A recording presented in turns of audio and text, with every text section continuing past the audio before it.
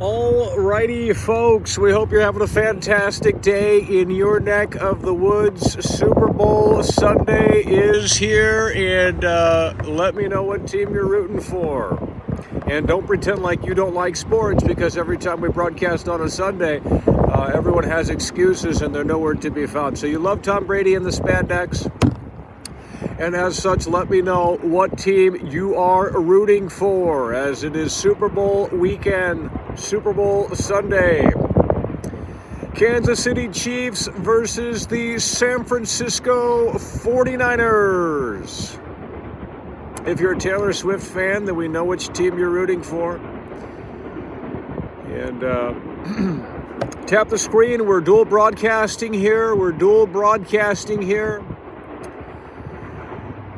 And like the stream, tell your friends. We are going to be discussing the future of Xbox and the current rumors surrounding the landscape of the ecosystem of Xbox and where it could potentially be going. We know sometime next week we are going to be getting an announcement from the head of Xbox, Phil Spencer, regarding the future. And that could be good news, it could be bad news, depending on which way you're looking at this. But nonetheless, next week, some major gaming news from Phil Spencer, the head of Xbox, regarding the future of the platform and probably more. So we're going to discuss the latest rumblings, the latest word. Hit the like button, share the show. We are dual broadcasting. We're live on mobile and we are live on desktop here. We are dual broadcasting. So it depends on which one you're watching, but nonetheless, we are dual broadcasting here. And let me know which team you're rooting for. It is Super Bowl Sunday. It is Super Bowl Sunday. It is Super Bowl Sunday. It is Super Bowl Sunday. This weekend, Super Bowl Sunday, Las Vegas. You got the Kansas City Chiefs versus the San Francisco 49ers.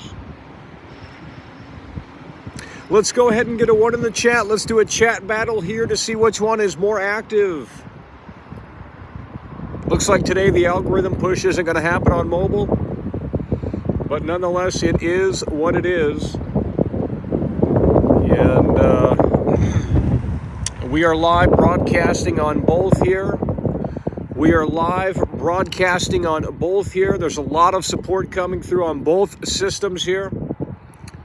And we're waiting for one of those to read off here as we continue to move forward and anticipate the major shakeup at Xbox, the major changes at Xbox in the coming week. As next week, Phil Spencer will be addressing the Xbox community and updating folks who have an Xbox on where the future is headed for that brand and company. Okay, well, I'm waiting for the super chats to read out. Not sure if that's going to happen, so I'm assuming that that's broken. But nonetheless, Wrestling Face coming through. That's what we're talking about. The press event was wild. The Rock turning heel, siding with Roman Reigns while stomping Cody Rhodes. And there it goes right there. That's what we're talking about.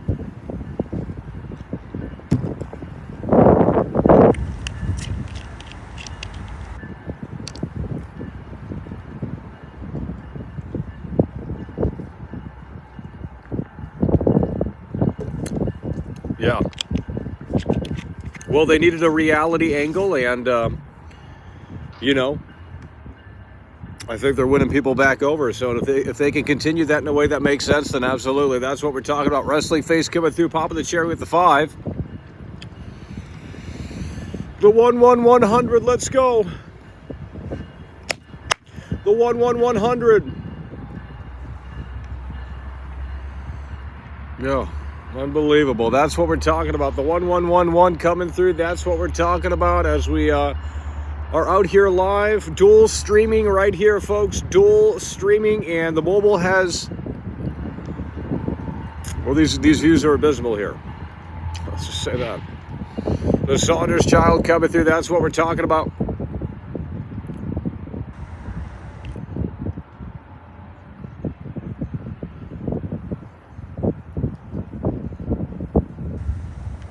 That's what we're talking about. The Saunders coming through. And yeah, we'll have to see how WWE 2K ultimately is when that releases in March. Let's go ahead and get a 1 in the chat. Let's go ahead and get a 1 in the chat, folks at home. We are live broadcasting on both. We are live broadcasting on mobile and the desktop here as we continue to experiment with this new system here at YouTube Vertical Streams.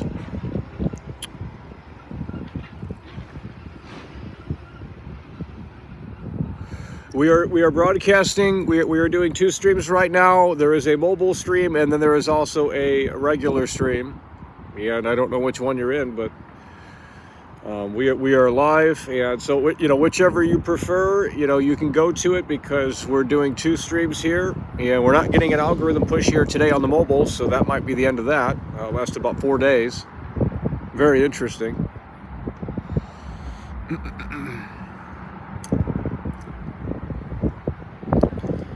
Very interesting. Very interesting. Very interesting. And every time we look at the desktop stream, the chat is totally dead. So we're going to look at the mobile chat here as it's a little bit more lively. At least for the time being. That's what we're talking about. MO coming through. MO coming through.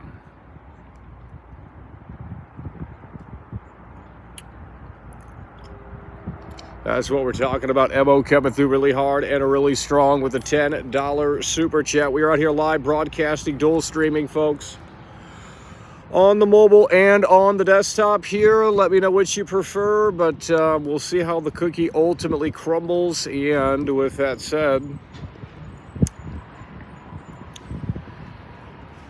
so if you are on mobile, you are going to miss out on this right here. This is from VGC. PlayStation 5 has outsold Xbox Series X 2-1, data suggests. And this was a recent article here. So this is probably one of the reasons why Xbox is making changes, because they need to get people to give a shit about their crap.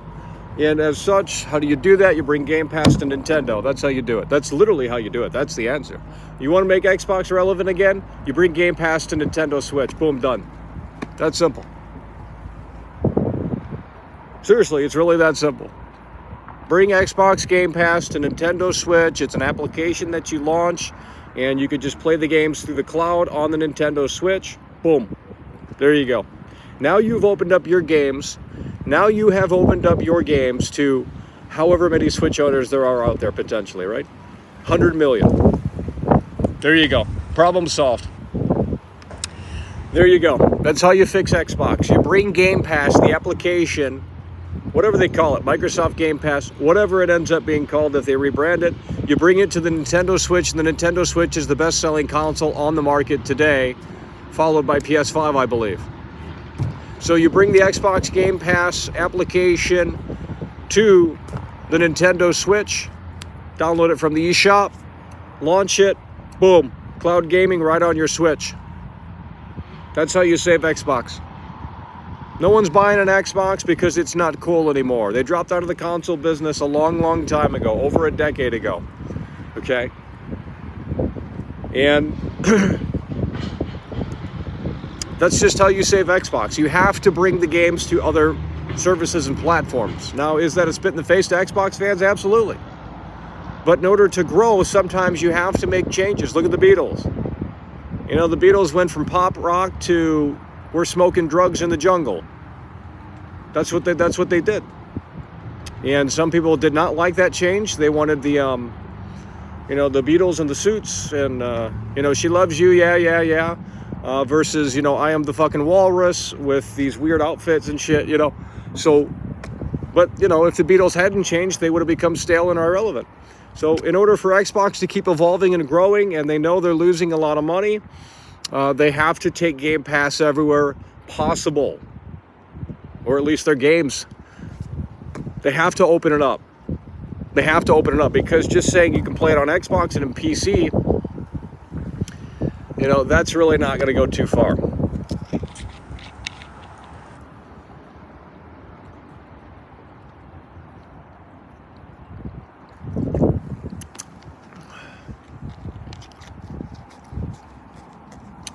Okay, the mobile today is not doing well. This must be the end of the algorithm push here, which is great, so that way we can move forward and ditch the mobile broadcasting if it's no longer going to push out the streams like it has been doing for the past few days. Okay, but here's the thing. Xbox doesn't even have exclusives. Like, they haven't had exclusives basically since Xbox One. Early Xbox One. Was Dead Rising 3 available on PC day one? I don't remember. What about Rise Son of Rome? Were any of those games available day one on PC? Or was it just Xbox One? Because if it was just Xbox One, then that was probably the last time they actually had exclusives. When they brought everything to PC, and look, I can play Xbox games right now. I honestly don't think people know about this. It's called cloud gaming. We can literally play Game Pass right now. I don't have an Xbox out here. So what difference really does it make? Because they've kind of already done what you're hoping that they don't do. They've already taken the exclusives outside of the Xbox console. You don't need a PC to play Xbox games even. You go to the cloud gaming website and you could just launch the games. Now, is it ideal? No. But here's the thing. You can play Xbox games with the fucking PS5 controller. So why are we bitching? Why are we bitching? You can play Xbox games already with a PS5 controller. And you're crying that the games are coming to this platform? You could already play the games with the damn controller. It's already dead. It's been dead for years.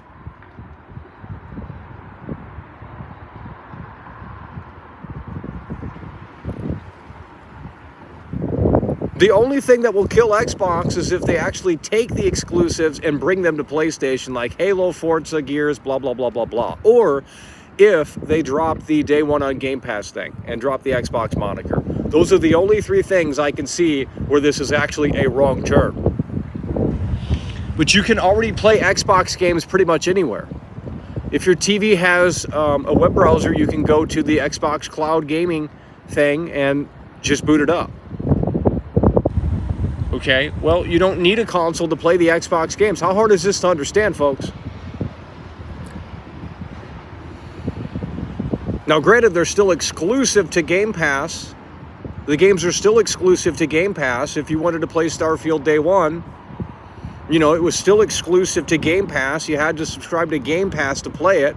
But technically, I think you could have played that game day one on the cloud.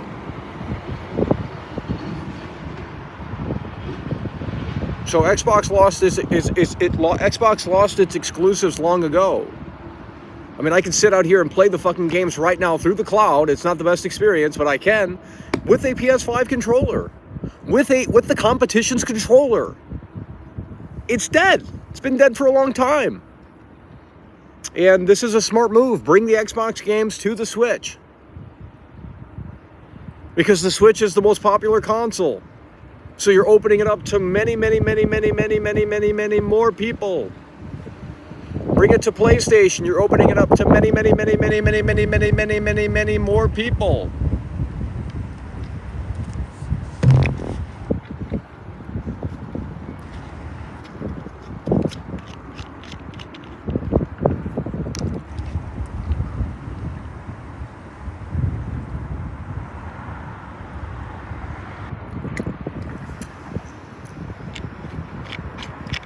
Yeah, the fact that you could just play the Xbox. I can play Halo with the PS5 controller and no one's talking about that. Well, whenever they announced that, whenever they made that a possibility right then and there is when they basically said, we're done. If you are coming in on mobile, be sure to hit the like button and subscribe on the mobile right there. We are dual broadcasting here on desktop and mobile. And the mobile is picking up steam here. Okay, but we can play any Xbox Game Pass game right now through the cloud, right outside. Okay, we do not need an Xbox to do that. Now, granted, not every game is available, but most of the games are. We can play probably Madden out here. I don't know. Now, is it the best experience? Not necessarily. But nonetheless, if you want a game on the go, if you want to play anywhere, you do not need an Xbox console. You haven't needed an Xbox console since they introduced the cloud gaming stuff. The cloud gaming stuff was kind of the end of Xbox, really. When did they announce the cloud gaming stuff? It had to be like 2017, 2018, 2019, somewhere around there, right? When did they announce the cloud gaming stuff? When was that a thing? And then these boomers want to come in here and say cloud gaming isn't the future. Look at the top selling games on Steam right now. Nearly all of them are live service games. Nearly all of them are live service games. You just have to come to terms with the fact that this is an always online hobby now. You're always connected. All of the games are essentially live service games. Even the single player games are arguably live service games. They keep putting out updates and content. Regardless of whether or not it's paid or free, there's still updates. How do you get the updates? Got to connect to the internet. It's a live service.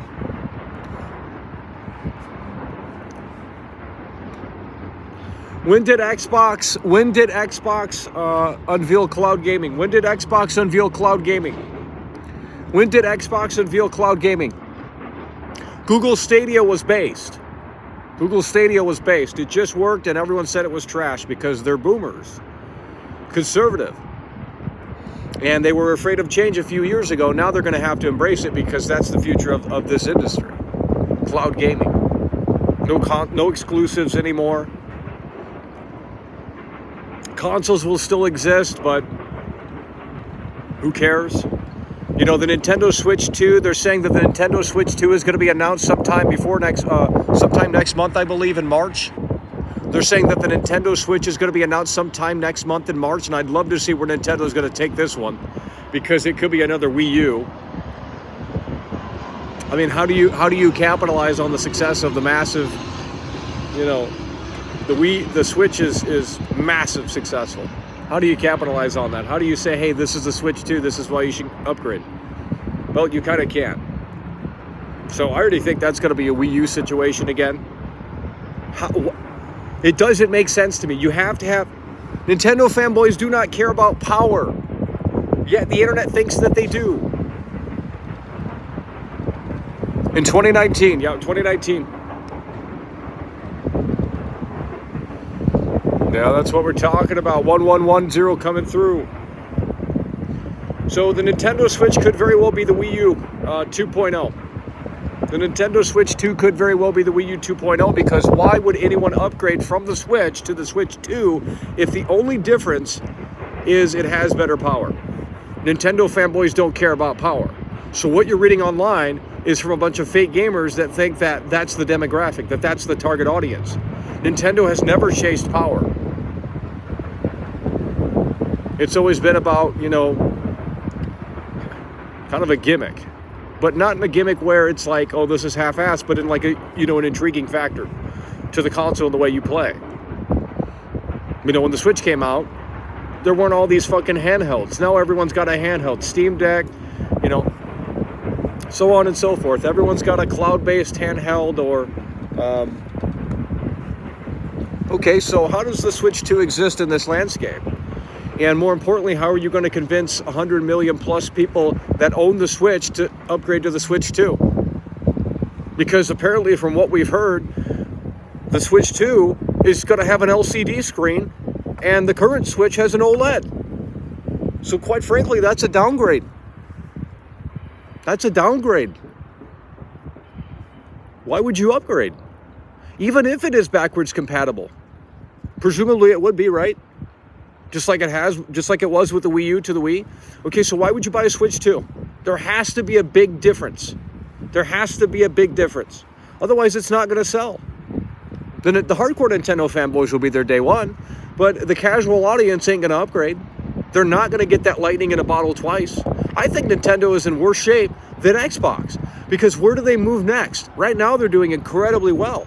Hell, they don't even need to make another console. Just coast on the Switch for another 5 years. Deadass. Why do we need a Switch 2? Because a bunch of PC edgelords on the internet said the graphics are trash and the Switch can barely run at 20 frames a second? No one cares.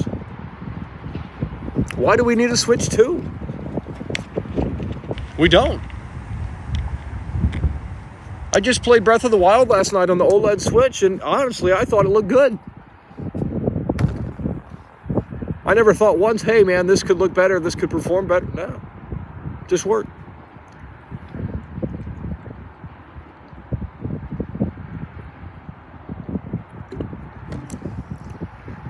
So I would argue Xbox is in a better shape than Nintendo, because Nintendo has to make a big, bold move next generation here. And apparently that announcement is coming sometime next month, according to the rumors, the Switch 2, the successor to the Switch, whatever that's called. And it's going to be very interesting to see where Nintendo goes from there, because they have massive success with the Switch, and how do you follow that up in a way that makes sense? You kind of don't. You kind of can't. It is going to be another Wii U. The Switch 2 will not be as successful as the Switch. It's not going to happen. Not going to happen. Same with GTA 6. Look at the success of GTA 5. Over 100 plus million units sold since 2013 or whatever. GTA 5 ain't hitting that. There's less platforms it's on. How many people bought a PlayStation 5? What's the numbers? 35? Is it on that screen? Let me see. Doesn't say.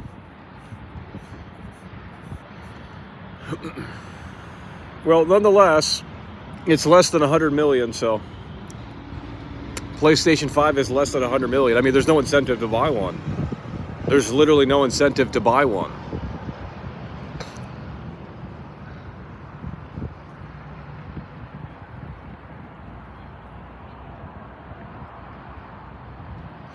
If Switch 2 is backwards compatible, it will succeed. Disagree.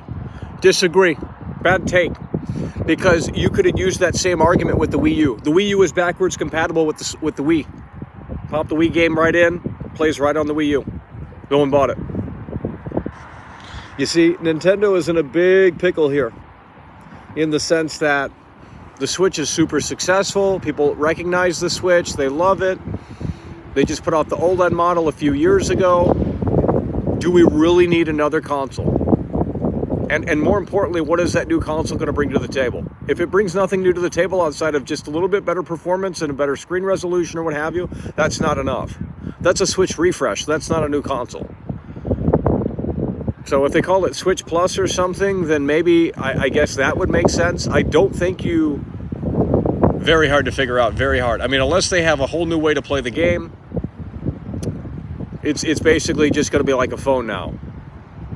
So this will be the first Nintendo console that comes out where there's not much innovation. Because, I mean, what else can you innovate on? We went from motion controls to handheld tablet to mobile gaming. You know, taking the Switch with you on the go. Okay, where do you go from there? That's kind of it. So you just refine that and call it Switch 2? Hell, I think they should just call it the Switch Plus. Call it the Switch Plus, Switch Ultra, something like that, and be done with it. Switch Pro. If you call it Switch 2 and it looks the same and it behaves the same, no one's buying it. It's going to be a Wii U disaster again. It's going to be a Wii U disaster. And there's nothing wrong with the Wii U, it's just no one bought it. No one bought the damn console. Because they didn't, I guess, figure out what it was. They couldn't get it. They couldn't understand the idea of, like, no, this is a new console. It's not like some accessory. It's not like some fucking add-on. All right, if you are new on mobile, please hit the like button and subscribe. Thank you so kindly. We are dual broadcasting here, so whichever version you're watching, welcome to the show. We're going to get a update on Xbox news this coming week. It is Friday, so I'm assuming early next week we'll probably get an update from Phil Spencer, maybe a video, maybe a blog post, who knows. But nonetheless, an update is coming. That was said by Phil Spencer, head of Xbox. earlier this week, and next week we will get an official update. And I already said this is the solution. You want to save Xbox, Phil? Here's what you do. You bring Game Pass to whatever you call it. If it's called Microsoft Game Pass, whatever it's called, doesn't matter. Drop the Xbox name if you have to. Whatever you got to do to get Xbox relevant again, right? Whatever you got to do to get that gaming division relevant again. Just bring Game Pass to more places. Right now, we can play some of your favorite games outside right now with a PS5 controller, mind you. The Xbox has been dead since 2018 or 2019, even before that. You can already play half of the Xbox games. You don't need a console. So why are we complaining?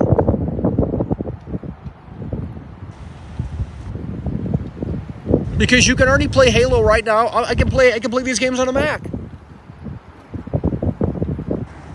And the idea of playing Microsoft games on an Apple computer? Oh, where's the outrage there?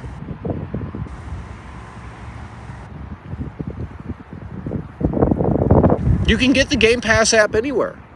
The Cloud Game Pass app or whatever it's called. You can play it on a fucking VR headset. On a Facebook VR headset. I mean,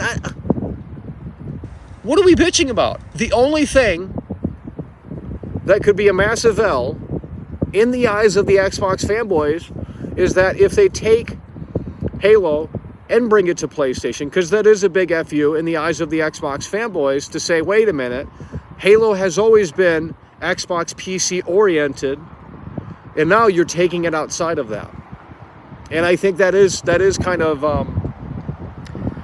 well, it goes against the whole Xbox Series X kind of thing. Like Xbox Series X, the world's most powerful console, 4K, blah blah blah blah blah. But there wasn't ever a point to buy one in 2020 anyway, because the games were coming to Game Pass. Xbox Cloud existed back then anyway, so what the hell's the point of buying the console? The only reason why I have an Xbox is because it went in the cart, and during COVID in 2020 it was hard to get these consoles. They were scalping hard, so that was the only reason why I got it, was because it was available. I probably wouldn't have bought a Series X because there's no true exclusives. All of them come to PC. You can play them through the cloud.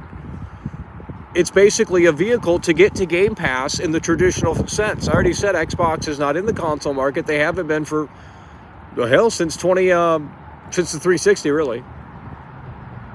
Because the Xbox One was all about cloud gaming and this multimedia hub. It wasn't about gaming. It was about, catering and pandering to the casual. And it was a great strategy. It was just a little too early. If they introduced Xbox One now, everyone would fucking love it. Because no one plays games anymore. So the dynamic has shifted. So let's just call Don Matrick, get his ass back out on the fucking stage, and let's reintroduce Xbox One. Because it would be accepted a lot more, and it would be a forward-thinking box, a future-thinking box. Like they said, I remember they showed this video, and Bill Gates was in it and everything. They said, you're going to be blown away by the power of cloud gaming. They were going to do this thing where they were going to utilize the servers to offload the processing, and the games would just be like ultra realistic. That's what I got from that anyway in 2013. You can go see what I'm talking about, but none of that came to fruition because a bunch of losers on the internet said like, oh, fuck this, we're buying PS4. Yeah, go play those woke movie games. Go play those woke movie games. You PlayStation fanboys should be happy that these games are coming to PlayStation, because you're going to have something to play that isn't a woke movie game. Jeez.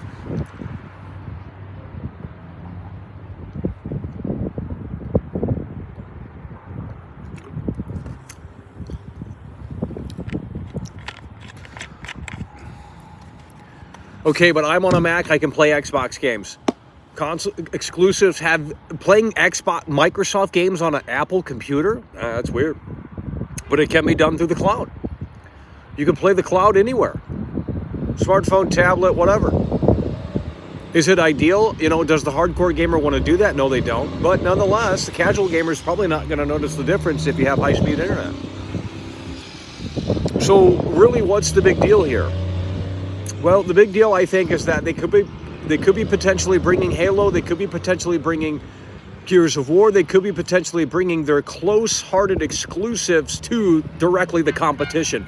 And that right there is a spit in the face to a lot of Xbox fans. And not only that, but they could be, we don't know, but they could be dropping, or they might be dropping the Xbox brand in some capacity, or at least putting it on the back burner. So they could be renaming it to Microsoft Game Pass. I don't know if they will do that because it doesn't make any sense.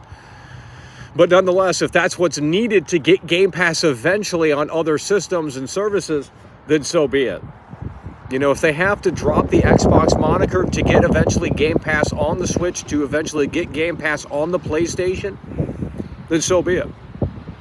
Because eventually that's what they want to do. Why would you limit your games to just one box, one fucking thing? Doesn't make any sense. Xbox hasn't been cool since 360. 360 used to be the PS4 in terms of popularity. There was a point in time where 360 was the place to play. And that fell off in the late era of the 360 because Sony turned it around with this Last of Us garbage. And everyone started like going crazy over that game. I never saw what you guys saw in that game. Never looked at the last. I mean, the E3 demo for The Last of Us was good. And we still don't have that game. Like, so it's like, well, the game we got, even the remake and what have you, none of that is as good as what they showed in E3 2011 or 2012 when they showed off The Last of Us for the first time. Very cinematic, very like intense, brutal combat, grounded combat, and you know, it's just, the game did not turn out to be like that. But the PlayStation fanboys love this weird tale of like this loser Joel, like, let's just not even get into it. The game was garbage, never good to begin with, but for some reason it resonated with people. I don't know why. I guess it was because it was like the first game that truly, like, you know, made it feel like you were playing a movie. You know, we had Uncharted, of course, before, but that was like silly fucking, you know, swinging from the tree branches, trying to find the treasure chest. This was a little bit different, got the zombie stuff kind of in there, infected. You know, but The Last of Us has always been trash, and that's when PlayStation died. That's really what killed the PlayStation brand, in my opinion. Now, for a lot of people, it actually turned it around. I disagree. I think the early PlayStation 3 games were a lot more unique and a lot more PlayStation-oriented. You know, when you think of PlayStation, you think of certain games. You don't think of some woke movie garbage. Well, now you do, because that's what it is. And they moved the headquarters to California. And, well, that's why PlayStation sucks. They don't make good games anymore. God of War's pussy now. You know, it's a babysitting simulator, and Kratos is woke, and it's like, dude, go play the old God of War games. You're doing some crazy, raunchy stuff in them games. But we can't have that. You know, we can't have Kratos as a badass, you know, because we don't make games for the gamer anymore. That's the problem with gaming. It's become a multi-billion-dollar industry, and as such, they have to, you know, make sure they have the checklist ready, and they can't offend anyone. They can't cater and pander to the gamer anymore. And quite frankly, the gamer is, you know, the gamer, you know, you have to understand the gamer to make a game that's going to be successful to that audience.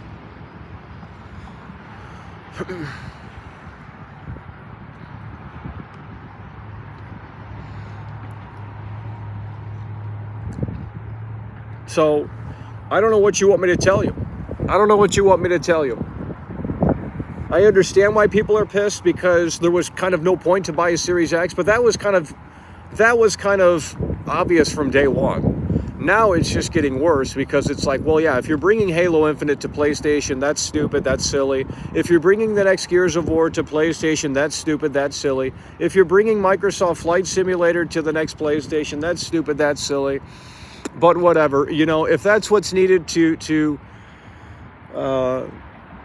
it's about the software, right? You know, it's about the software. It's not about the hardware. It's never been about the hardware, especially now. I mean, again, I can play Xbox games right here. We can do that right now. You're going to see some lag. It's not going to be like, you know, the delay input is going to be not great, but nonetheless, it can be played. And what you're bitching about is already here. It's been here for years. You know, I'm basically playing these on the PS5. It's a fucking DualSense. Hello, use the brain. I can play Halo with the PS5 controller. That's like playing it on a PS5. And the Xbox fanboys are mad that the games are coming to PlayStation? Well, what is this? What is this? What separates that idea from what's already existing? We're using a PlayStation controller. This is made by Sony. Playing Halo on a PlayStation controller. What's the difference? Because it runs natively on PlayStation versus the cloud? What difference does that make? Who gives a shit how the fucking shit works? You're playing it on the controller already. It's done. Xbox has been dead for years. That's what we're talking about. That's what we're talking about. Saren Syrup coming through. Saren Syrup coming through hard and strong with the 10. Who do you got for the Super Bowl? Chiefs or the 49ers? Chiefs or the 49ers? Who do you got for the Super Bowl? We can already play Halo with the DualSense. Why are the Xbox fanboys crying? Exclusives haven't existed in a long time. And it's the same with PlayStation. You know, it pisses me off that the PlayStation games are coming to PC. It's dumb. It's really stupid. Because, you know, that really goes against, because, you know, PlayStation doesn't have a cloud thing where you can, well, they do, but it's trash. No one plays it. Actually, I don't even know if they have that anymore. What was it called? PlayStation Now? That shit's trash. No one uses that. I haven't seen anyone use that garbage. So they have it, but no one uses it. Unless they closed it, I don't even know. But Game Pass is way more streamlined. Everyone uses Game Pass. If you have an Xbox Series X or Series S and you don't have Game Pass, like, I don't know what the fuck you're doing. Like, that doesn't make sense.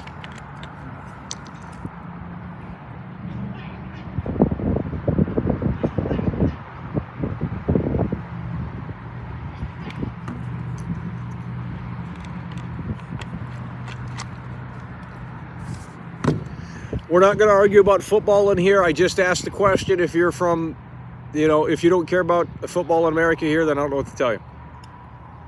But it's basically like the World Cup. You guys have the World Cup, and, you know, that's The Undertaker just came out to some soccer game. You guys see that? The Undertaker just came out to some soccer game. They probably paid him like $4 million to walk out and hold the trophy up or something.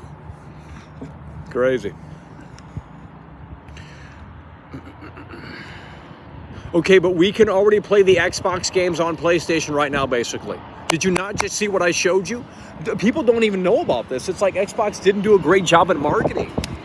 Like, I can play the games right now on the DualSense 5. Okay, so what's the difference? Just because the games don't run locally or natively on the hardware? It's the same controller. What's really the difference? There hasn't been actual exclusives since maybe 2013 for Xbox.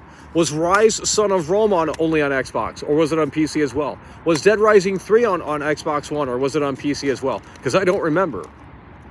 I'm assuming they were only on Xbox, because it was still before the whole PC thing. So, okay, well, when was the last time, you know, that's why I said there's no point to buy a Series X, especially if you're not going to subscribe to Game Pass, because it's like, well, what's the point? I mean, you can go out and buy the games for $60, $70, but it's like, why would you do that? You know, the first party titles are coming to Game Pass day one. It's like, none of them are really worth buying for $60 or $70. That's why I said Xbox should buy everyone and put everything on Game Pass, and that's just going to be the end of gaming. That's the end game for Microsoft. They got the money. Just buy everyone up. Buy Nintendo, buy PlayStation, buy everyone up. And there is no more gaming. It's just Game Pass. Boom, done. Everything's on Game Pass. Not Xbox Game Pass. Not even, you know. Let's go, Saren Syrup coming through, buddy. Yeah, it could never be me. That's what we're talking about. Saren Syrup coming through. Holy shit, hard and strong. Saren, so let's get a W in this chat. Saren Syrup is stepping up to the motherfucking play, baby. Saren Syrup is coming through hard and strong. Holy shit, Saren Syrup is coming through hard and strong, baby. Shit. Let's get you a mod status. Saren Syrup is coming through hard and strong. That's what we're talking about. Saren Syrup coming through hard and strong. If you're on mobile, the audio is probably trash. So if you're watching on mobile, the audio is probably pure wind. So we are broadcasting as well on the desktop here with better audio. Red Face Gaming coming through, member for 18 months. That is what we're talking about. Their end game is completely digital. Okay, but yeah, you can't. I mean, GameStop will probably stop selling physical meat. Well, once that happens, GameStop is done. But, you know, if you go to Best Buy right now, I don't think you can buy physical Xbox games anymore. I don't know if that's a thing. I don't know. Physical media is done, yeah. That died off quick. I mean, once everyone sat there and said Alan Wake 2 is Game of the Year, you know, it's over. That's a digital-only game. That's a AAA digital-only game. And the game's trash. So once they came out of the woodwork and said Alan Wake 2 is amazing and we don't care about discs because you guys are boomers and we, you know, that's not true game preservation because of disc rot, I'm not going to get into it. Red Face Gaming. What you guys are, so what are the Xbox fanboys complaining about? Please enlighten me. I kind of get it, but at the same time, it's like now that I really think about it, it's kind of already been that way for a while. So, I mean, there's going to be a hook to it. There's going to be a thing to it where it's like if you have a Series X or whatever, like obviously you're going to play Indiana Jones first on Xbox Game Pass day one. Like you're not getting it. There's no way that Phil Spencer is going to sit there and say, you know, Indiana Jones is coming to PlayStation the same day as it does on Game Pass. There's just no way. Because if that's the case, then I would kind of be a little upset there because then it makes the Xbox, you know, you having an Xbox Series S or X console very pointless. But, you know, if the games eventually come to PlayStation, who cares? You're still getting it day and date on Game Pass. Saren Syrup is coming through. Let's get the lasers out for you, bud. Saren Syrup is coming through. Holy shit, buddy.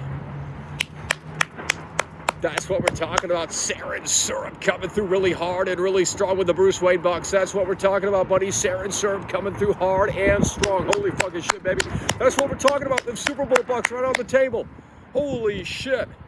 Saren Syrup coming through.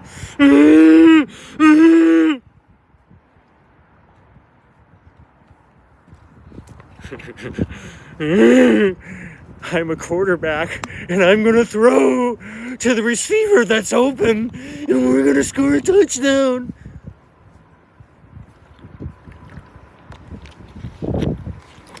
Saren Syrup is coming through hard and strong. That's what we're talking about. Oh, my God. Oh, my God.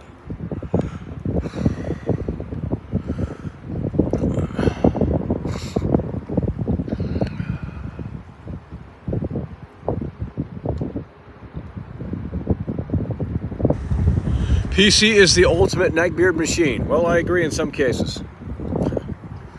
It is, you know, I mean, you know, if you're ever trying to get laid and she comes to your house and you have this monstrous, like, RGB fucking desktop computer with an RGB keyboard and, like, the most nerdy shit, like, you probably ain't getting laid. You know, I'm just being dead ass. Red Face Gaming is coming through. That's what we're talking about, bud.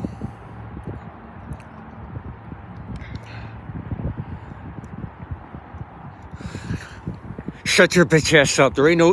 Disc rot doesn't exist. I'll show you a Bon Jovi CD from 1980, whatever. Doesn't have disc rot. We're done with that discussion. That's an internet darling discussion. Disc rot does not exist. Never seen it before. Never heard about it before my entire life.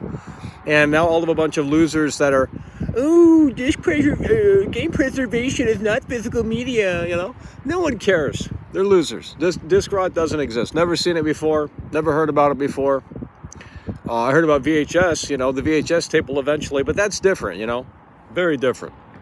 Your laser on the disc reader will wear out before the disc rots. I mean, these losers always got excuses. They're a bunch of, this generation's trash with their mindset of like, this is how gaming should be. And then they don't embrace cloud gaming, by the way, and it's like, yikes. So you want digital, but you want digital download. You want to download your game. Well, that do you still? How do you listen to music? You stream your music. You know, I mean, it's just get with the times. Cloud gaming is the future of gaming, whether you want it or not. The technology is already here, and you just can't embrace it because you're conservative. I don't know what to tell you. You know, it's like I'm not going to discuss it, but it's like the EV cars. You will eventually have to have an EV car. It's as simple as that. In the next 40 years, you know, EV cars are taking over. I don't care if you disagree. You know, you guys are like the horse, and you know, it's like the Ford Model T versus the horse. Who's riding around a horse? Well, unless you're an Amish, you ain't riding around no horse. Okay. So, you know, everyone adopted, or you were left behind. It's as simple as that. So you guys want to argue about, oh, the combustion engine and this, that, and the third. Well, in about 30-something years, there ain't going to be no combustion engine, bud. It's going to be EV. And, you know, you can sit there and cry about it all you want, but it's like, just stop. Just buy the Tesla now because, well, you're going to have to eventually anyway. Everything will be EV by then. Just like cloud gaming is going to take over. Cloud gaming is going to take over. Physical media is already dead.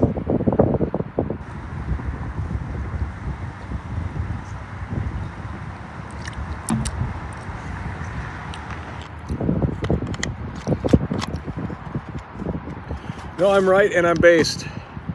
I mean, California is banning... Oh, that's California, but California is banning the combustion engine or something, aren't they? By what year? They're going to stop producing them? I'm not even trolling.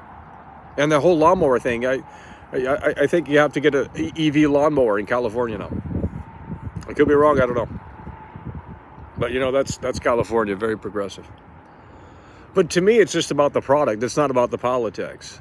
I don't know how you see politics in combustion engine and electronic. Where are the politics? I don't get it. I don't get it. How does that have anything to do with politics? It's a vehicle. What does that have to do with politics? Okay, you don't agree with Elon Musk. Well, what does that have to do with the product? Nothing. I don't understand.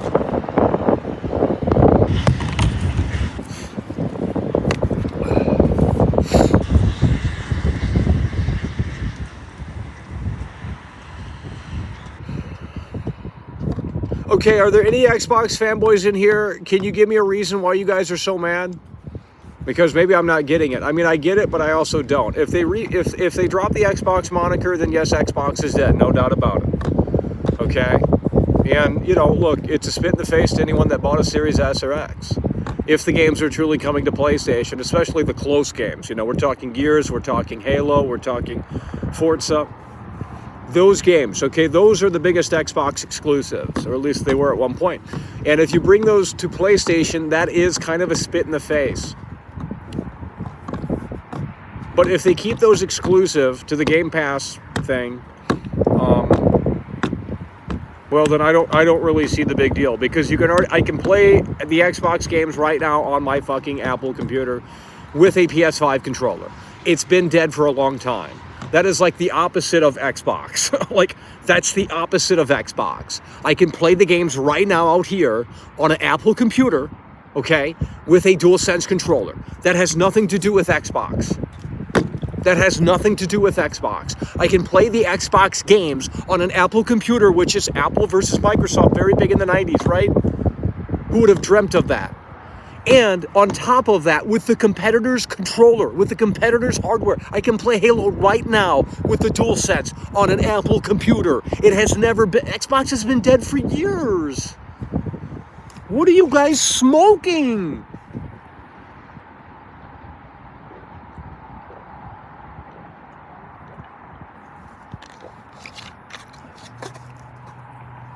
I get it, but I also don't get it, because it's like you're not seeing what's already available. You're not seeing what's already available. GTA 6 only exclusive on PS5 Pro. Well, that game got delayed. They basically delayed it already. And from what I can tell, it's probably not coming until late 2025. It's probably not coming until late 2025. We're getting support all over. I can't even keep up. We're getting support on the mobile. We're getting support on the desktop here. This is incredible. But GTA 6 basically got delayed. They had their earnings call or whatever. And they basically said it's going to come out when it's ready. And I've heard that before. And, well, Cyberpunk still ain't done. And, but it needed to release because it proved that no matter how much time they think they needed, it wasn't ever enough. I mean, even if they delayed Cyberpunk from 2020 to 2024 here, like, the game would still be trash. There's nothing to do in Night City, and yet you got these CD Projekt Red fanboys perpetuating this idea. I went to the gay bar in Cyberpunk. What was there to do at the gay bar? Nothing. There was nothing to do except get a drink, and you can't even talk to anyone at the bar. There's no immersion in the fucking game. There's no immersion in Night City outside of aesthetics and like, oh, we have path tracing and ray tracing. Cool, that's an NVIDIA fucking shill fest. That's what we're talking about. Hobo Star coming through. Hobo Star coming through.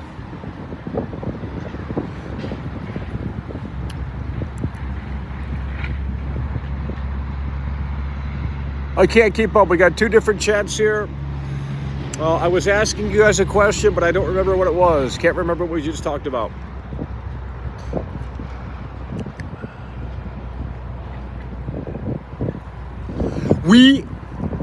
You're not understanding, you're not understanding, you're not understanding. Raskermy!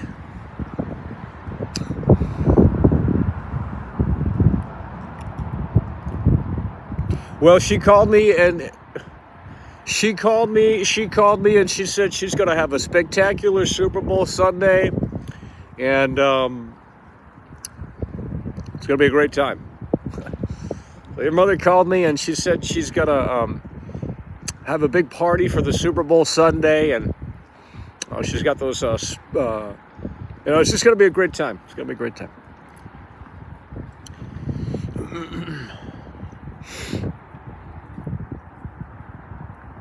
Okay, but I went to the gay bar in Cyberpunk and I didn't have the experience that I wanted to have. Therefore, it's trash. You cannot shill a game that is as empty and as lifeless as that trash is. I don't care about the dumb story. Go watch the Netflix show for that. Because that's what got the normies back on board with Cyberpunk. They all hated it because it was this hate club fest. Despite like the actual reasons why it's trash, they couldn't comprehend those. But the Netflix documentary, the Netflix anime thing saved it, really. And everyone thought the game was amazing. And it's like, well, the game was always trash. It's still trash. They're just incompetent devs and need to just make the sequel in a totally different engine with a totally different crew. And, maybe then the game could be what it was once promised. But, yeah, there's no point in playing that garbage because the modders can't even fix it at this point. It's like, hey, we just now added in the ability to drive, to ride the train, which was featured in the trailer. And it's like, well, damn, nearly 4 years later, you just now add that? It's a live service game. Trash. Garbage. But the normies love it. Like, oh, we don't like live service games. We hate. Here's the thing. This is so hypocritical. They were bitching for the past however many weeks, 2 weeks, about the Suicide Squad. They said live service gaming is trash. They said, subscription this, subscription that, blah, blah, blah, blah, blah. It's all garbage, right? Now they're shilling Helldivers 2. They love Helldivers 2. Guess what Helldivers 2 is? Helldivers 2 is an always online game. Helldivers 2 is a live service game. Ooh. So they love it. They secretly love the live service slop. But they want to put on this front of like, oh, fuck live service games, man. We want gaming to be like it was back in the day. No, you don't. Because the top 10 games on Steam right now are mostly live service games. Live service is the dub. Get with the times, boomer. I hope Rockstar requires online for GTA 6. Let's go full live service. Full live service.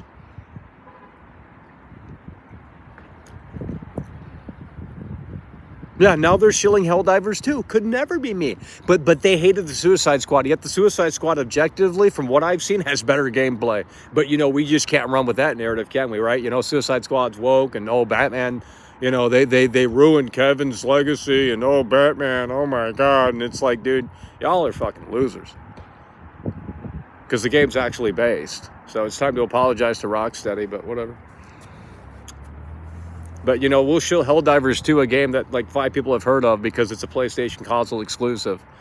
It's on PC as well, but PS5 console exclusive, and they're shilling it to the moon and back. Oh, Helldivers 2 is amazing. It's so fun. No, it's not. You're not going to be playing it in a week from now. The game's trashed. It's already dead.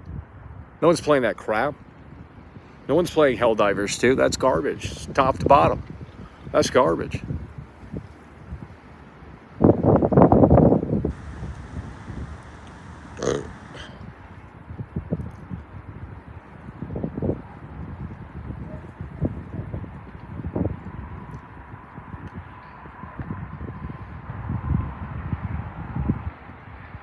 Okay, but we can play Halo right now with the PS5 controller on the competition hardware, like Xbox and Microsoft. Apple and Microsoft, I don't really think they're in competition anymore because it's not the 90s, but with early 2000s. But with that said, you can play. The point is that you can play the Xbox games on what was once the competitor's hardware. We can play Halo on a PS5 controller. So what's the difference?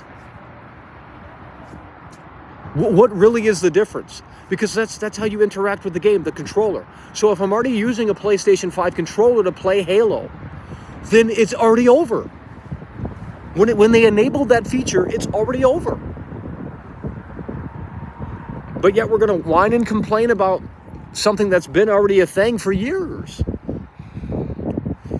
Because so far, no Xbox fanboy in here has told me why it's such a big deal. I mean, I get it to a certain extent, but at the same time, why do you think they bought, Activision? Why do you think they bought all of these other studios for billions of dollars?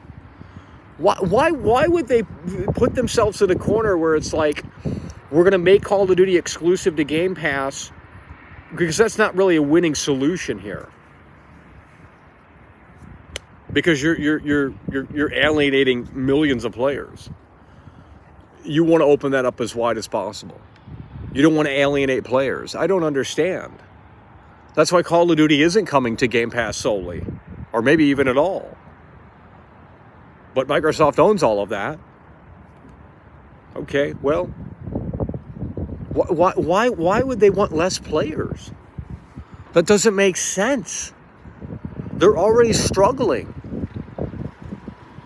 They have to open it up even further. And it's going to piss off the 5,000 Xbox fanboys that just cannot handle it. And I get it, it's not, gaming isn't like it once was. But it's already dead. I told you, we can play Halo right now on an Apple computer, on a PS5 controller. How is that? That has nothing to do with Xbox. That's the point I'm trying to make. That has nothing to do with Xbox. We're playing it on the competitor's hardware. It's been dead. So what's the difference if they bring it to PS5? Yeah, it's going to be annoying because then it won't have, it won't feel the same. The Xbox that you grew up with is going to change. But it's what's best for business. And, if they have to come out of the woodwork and make those changes, then, it is what it is. I don't understand. I don't understand. PlayStation fanboys aren't mad that these games are coming to PC. PlayStation fanboys are not mad that these games are coming to PC. Are the PlayStation fanboys mad that Last of Us came to PC? No, they're not. They don't care. They don't care. Now, granted, there is still 7 or 8 PS5 exclusives that you can only play on the PlayStation 5 box. There are only about 7 or 8 PlayStation 5 exclusives that you can only play on that box, locally. Not on PC, not on anything else. But really, how many of those games are actually great? And that number is going to continue to go down and down and down. Because eventually, once the new CEO comes in for PlayStation, Jim Ryan's done. And Jim Ryan was actually kind of based, he was kind of forward-thinking, and Live service is the future. I don't care if you boomers disagree. Live service is the future. Because it's been that way for years. Cyberpunk is a live service game. They keep putting out updates for Cyberpunk. It came out nearly 4 years ago. How is that not a live service game? Baldur's Gate 3 is a live service game. They keep updating the game. They keep doing massive updates, massive changes. There's no physical copy yet that I've seen. So it's a live service game. Baldur's Gate 3 is a live service game. Digital only slop. What game isn't a live service game? Hell, Resident Evil 4 is a live service game. They kept adding content to that. Now, granted, you didn't have to get the extra content, but if you wanted the whole package, I mean, you had to go on the internet and download the rest of it. It's a live service. Put the damn game complete on the disc day one. The only game I can think of is Dead Space Remake. That's the last. To me, it is so bewildering how EA greenlit that damn game. I have no idea how EA sat there and said, yes, we want to do a Dead Space remake. Someone convinced someone at the meeting with suits and said, this is going to be a massive dub. How in the fuck they did that is beyond me. Because if I worked at EA, hell no, we're not making no Dead Space remake. That's a fucking dead shit. That's a dead game for 5,000 boomers that reminisce about it. There's no money in that. And there was no roadmap for the Dead Space remake. There was no live service for the Dead Space remake. So why did it exist? To me, it doesn't make any sense. Unless they had to make the remake to keep the rights or something, I have no idea why that game exists. And I'm not saying it's bad per se, but it wasn't necessary. And second of all, it just didn't have post content. Like, there was no content after that game came out. They barely even updated it too. Like, barely any patches. So that was like something they were like contractually obligated to do, it seems like. Because it just doesn't make sense. It's a very weird, and that game came out about, this time last year. Dead Space Remake. This time last year. Okay, but you can't put out a single player game because your single player game is going to die within a week. So you want to spend however 50 million, 100 million on a single player game that dies in a week? You'll have your initial sales, but there's nothing after that. It dies off. Because there's no content. People want new content. We're living in a different era. They want content. You have to serve it out. It's like the buffet. When the chicken's off at the buffet, you got to go to the kitchen and get more chicken. Because that's what they're wanting. You know, oh, the ham's out. We got to get more ham. They're hungry. They want content on the buffet. And you have to serve. And single player games don't do that. Single player games, most gamers don't even replay games. Why would you make a single player game? It makes zero fucking sense. I'm serious. It makes zero sense. It makes zero sense. You have to have, even if you're making a single player game, you have to have a roadmap for at least a year. You have to have content planned. And if that means you have to take out content from the base game to release it later, even if it's free, so be it. You have to have more reasons to get people to give a shit about your single player game within a 6 to 1 year radius. Because live service, that's what does that. It opens up the doors. Look at the top selling games. Look at the top played games right now on Steam. They're all live service games. Pal World, live service game. All of them. All of the games are live service games. The most played games are live service games. No one's playing these single player games. It's time to move on. Gaming has evolved. These boomers are holding it back. We can play Xbox games outside on Apple hardware with the competitor's hardware. The fucking DualSense. You're not listening. So we're going to show you. Okay, we're going to connect. Are we connected?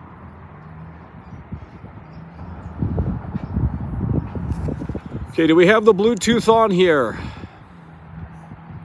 I can't see. The sun is... Okay, we are connected. We are connected. Now we're going to go to Game Pass. We are going to show you that Xbox has been dead for a long time. We can play Halo on the PS5 controller. How is that not dead? Okay, so here we go.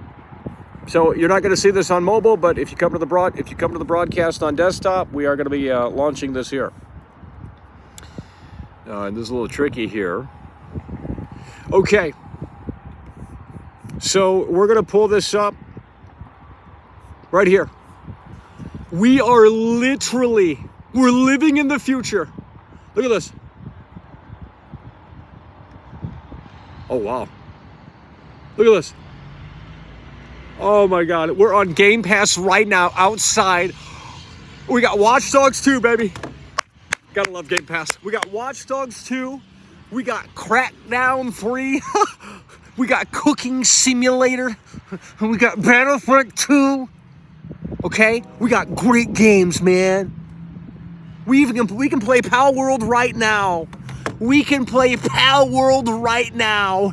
We can play Pal World right now. We can play Pal World.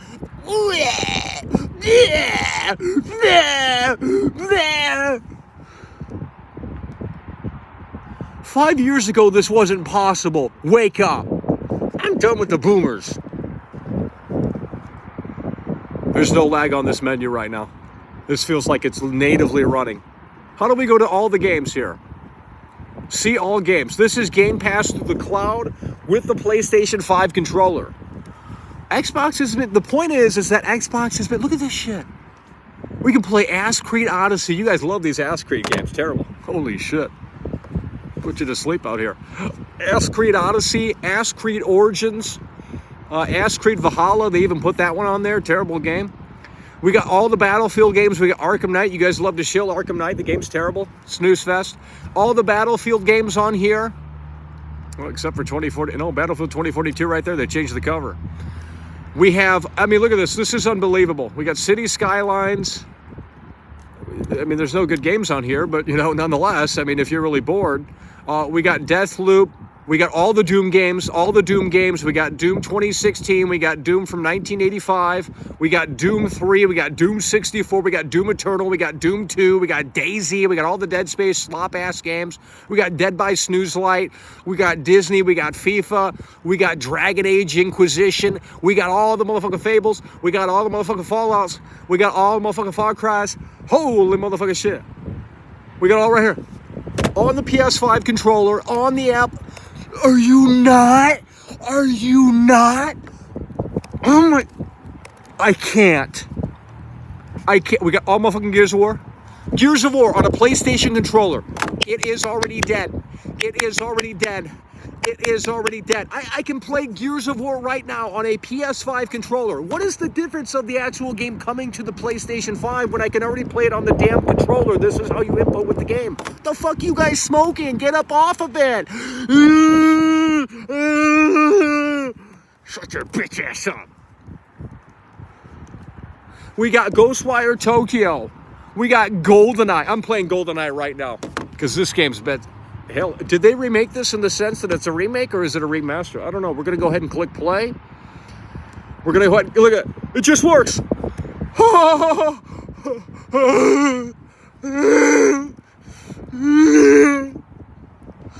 It just works. Okay, it's taking some time. They changed the startup sound. We're playing GoldenEye on a PS5 controller. James Bond!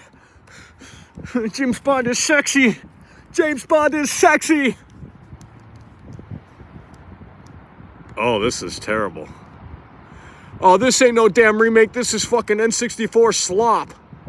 Oh, hell no. We're playing 007 GoldenEye on a PS5 controller. We're living in the future. This is not a remake, dude. This looks like shit. Here's the input delay. And we're streaming on top of it, so.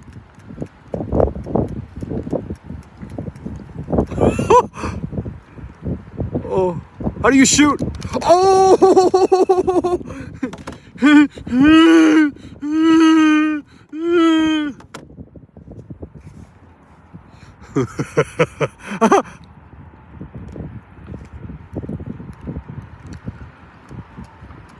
Let's come up here. Oh! Through the cloud.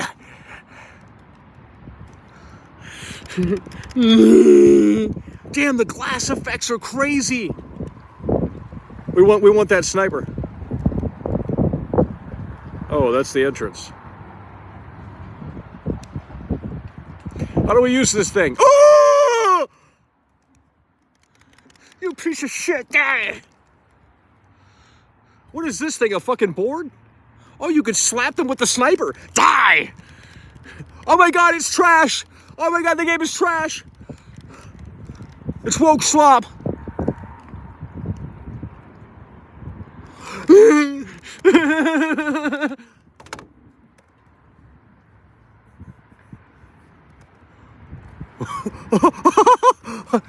Where are the Xbox fanboys?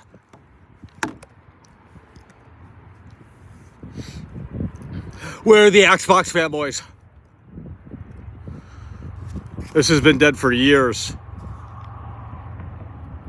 Dude, we're playing an N64 game. Do you understand? And the lag, I mean, unless you're like a hardcore nerd, you won't really notice it, to be honest. And we're streaming on top of this too, and we're outside. I mean, I don't even know what to tell you, man. We're living in the future. But we're not ready for this conversation yet, it seems. Oh, we got armor. Oh my god. Die! Okay, that's enough of this slop game. Terrible game. It's aged like milk. Don't play it. Garbage game. 0 out of 10.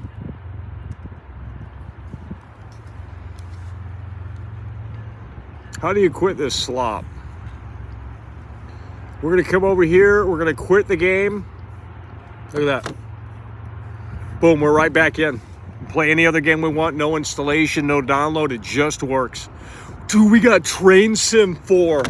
We are playing Train Sim 4. They just added this to Game Pass, bro. We are playing Train Sim 4. Oh my god.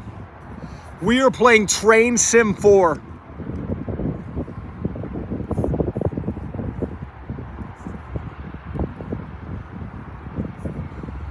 Unbelievable.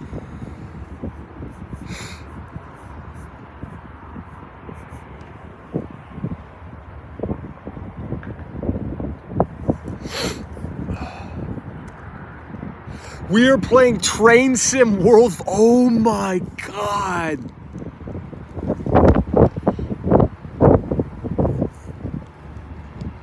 Here we go. Press any button. Creators Club. What is this slop? We don't sign into account? We're skipping. Do you want to be asked? Character select. We're playing Train Sim World 4.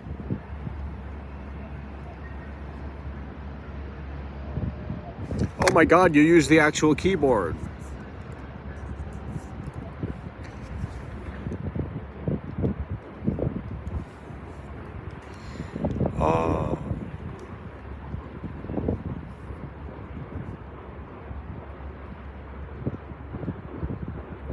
That's all they got. Escape from LA.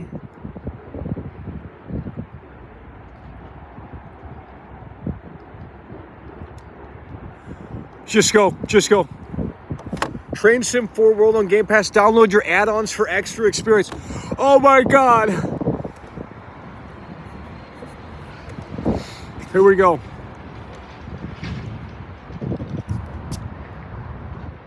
Oh, hell no, it's at nighttime. I can't see a damn thing. This game's trash.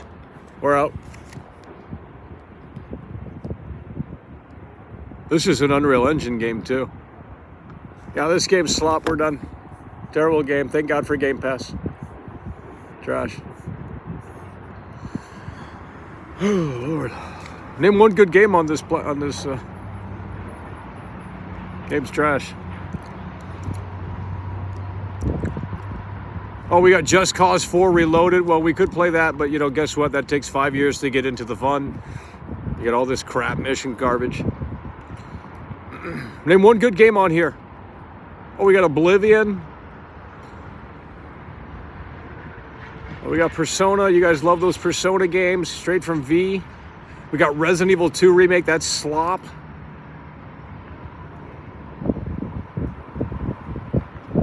Yeah, Xbox has been dead for years. That's the point we're trying to make. I mean, we're playing these games on the DualSense controller. I mean, really, what is the difference, folks? We got all the Walking Dead games. We got Texas Chainsaw. We got Ghost Recon, Rainbow Six Siege,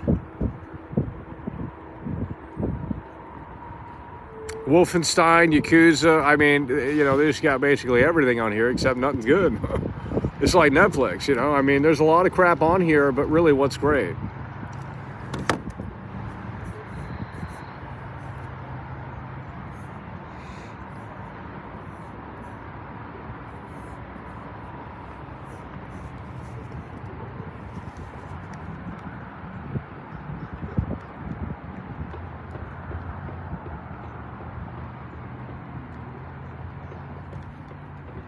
Okay. That's what we're talking about. Coming through really hard and really strong with a $20 super chat. You got Goat Simulator. Well, let's launch an Xbox exclusive. Do they have Halo on here or no? They don't have Halo on here, do they? Where the fuck's Halo at? They don't have Halo? They got Halo Wars. Do they have... Oh, yeah, okay, well, it's already done. We can play the Halo Infinite campaign with the PS5 controller. Xbox has been dead for how many years? I don't know what to tell you. We're playing Halo Infinite with the PS5 controller. How is Xbox alive? It's done. I swear to God, they changed that Xbox intro sound. We're playing Halo Infinite right now on the PS5 controller. Xbox is dead. So what are you guys bitching about? What are you guys bitching about? We're playing with the competitor's hardware right here. Console wars, by the way. What are we bitching about?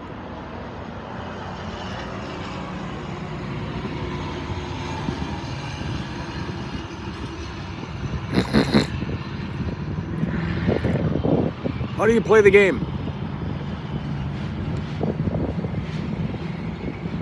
What the fuck is this shit?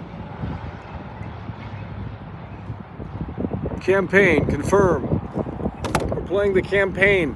Halo Infinite campaign, Halo Infinite campaign, Halo Infinite campaign with PS5 controller. You cannot sit there and tell me that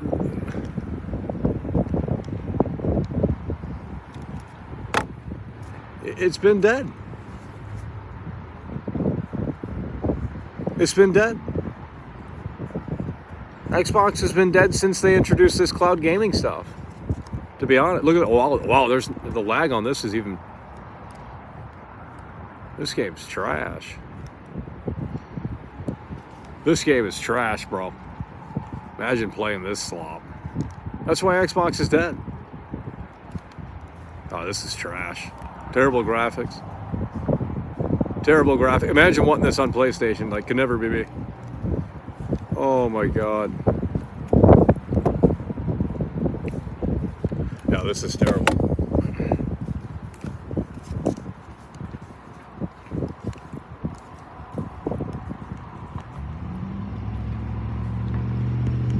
Oh my God.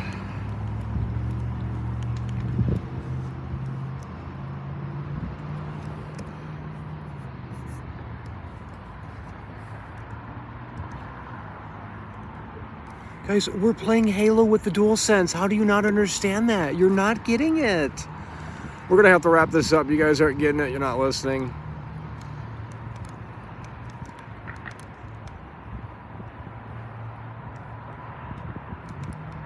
Yeah, this is just shooting gallery slop. This is shooting gallery slop. No one wants to play this garbage. Terrible game. Terrible game.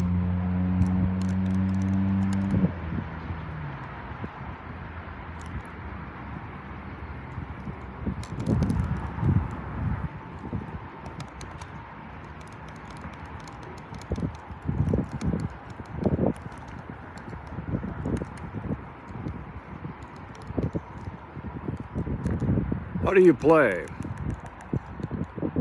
Yeah, the lag is, to me, it's noticeable, but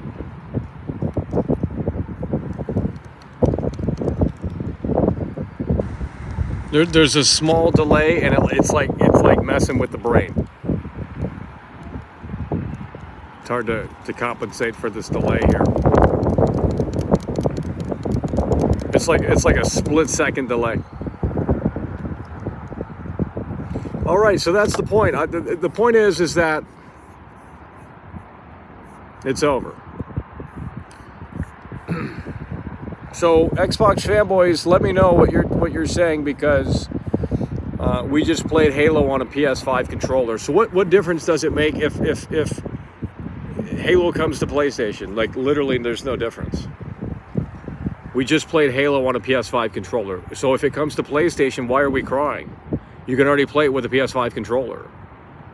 What difference does it really make? I don't understand. I don't get it. I don't get it.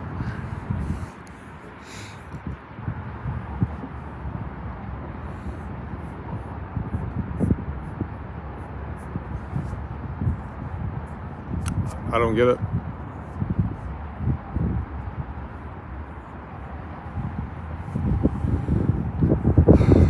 All right, well, we're going to be probably winding this one down here. I don't know, what else to tell you guys. No one wants to discuss this here, so I'm reading both chats, and you guys are not. You're not saying anything on why you think this is the end of Xbox. I mean, in fact, it's the opposite of them dying. To be quite frank, it's the opposite of them dying. They're growing their Xbox brand, and they're just bringing the games to more consoles and places to play. I mean, I'm not sure why people are bitching. It's like, well, Starfield coming to PlayStation 5, great. The PlayStation 5 players can experience that slop whenever it releases.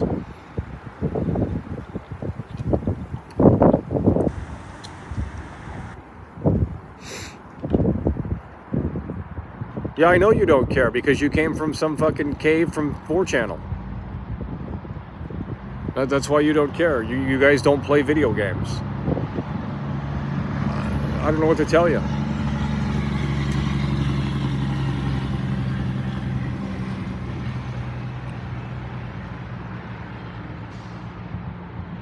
Now you guys want to talk about wrestling.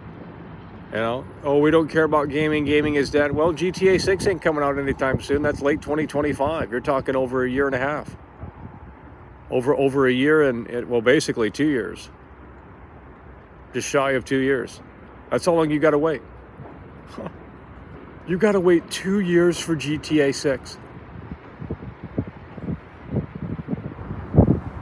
2 years. 22 months, basically. Unbelievable. Unbelievable.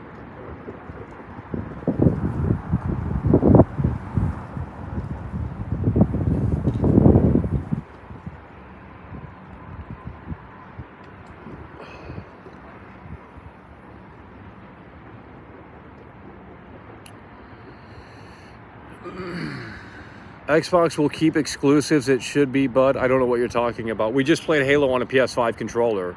I would argue that it's already on PS5. I just played it with the PS5 controller. What difference does it matter where the game is running? We just played Halo through the internet. Now, let me break this. How does that even work? Clearly, we just connected to some server that's running an Xbox somewhere or a PC. The game just doesn't magically run out of thin air, right? I mean, I'm not even really understanding, but there was processing done somewhere. I mean, really think about that. Like, we are living in the future where you could just stream these games, and where's the processing done? Through the cloud? Well, that's not how that works.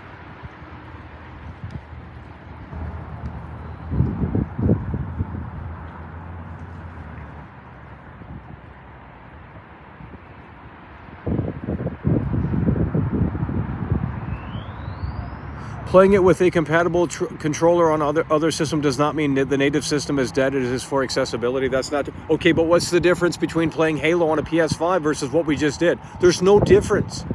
Who cares where it's running? Oh, it's not natively running on the PS5, so, but it doesn't matter. It's the same controller. It's the same... What are you talking about? Dude, if you're getting anal over those minute details, you're a fake gamer. It's as simple as that. You're a fake gamer. So right now you're not mad that you can already play Halo, one of Xbox, that's Xbox, Halo is Xbox, right? We just played Halo Infinite on a PS5 controller, but that doesn't matter to you. But now all of a sudden when Phil Spencer comes out next week and maybe says that like some of those games are coming to PlayStation 5, now that has a difference. Why? It's the same controller. It's going to be primarily the same experience. Oh, it doesn't run natively. What difference does that make? It's the same fucking controller. It's not accessibility. We just played Halo Infinite with the PS5 controller.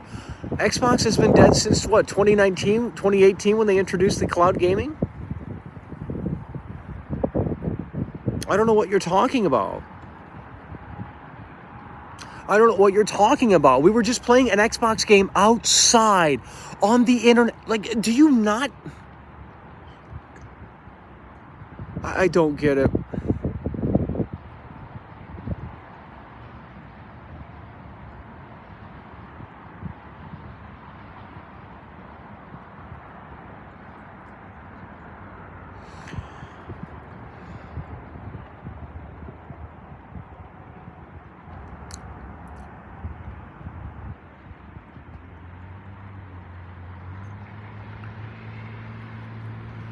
Xbots are insane. They are going to kill my Xbox digital library. I can't resonate with these comments. I read them. I don't understand what you're getting at. I don't get what you're saying.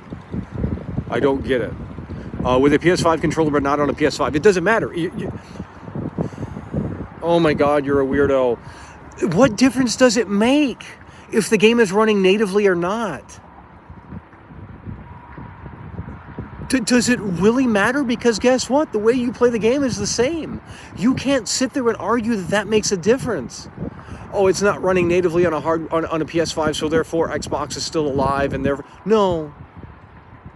That doesn't matter. You're still using the same controller. What difference does it make if it's running through the cloud or native? You're still using the PS5 controller at the end of the day. Xbox has been dead since they introduced the cloud gaming, and since you could use the PS5 controller, where it literally... I'm not going to explain it. These Xbox fanboys have... I don't know why they're crying. They should have been crying years ago. They should have been crying years ago. Where are the Xbox fanboys at in here? We can already play all of the Xbox games on a PS5 controller. Oh, but it doesn't count because it's not native. It's not running natively on the PS5. Who gives a shit? It's still the same input mechanism. It's still the same controller that you're using, whether or not it's local or cloud. You can't argue, because that doesn't make sense. That's like some weird nerd shit, like, oh, it doesn't count. It's not a PS5.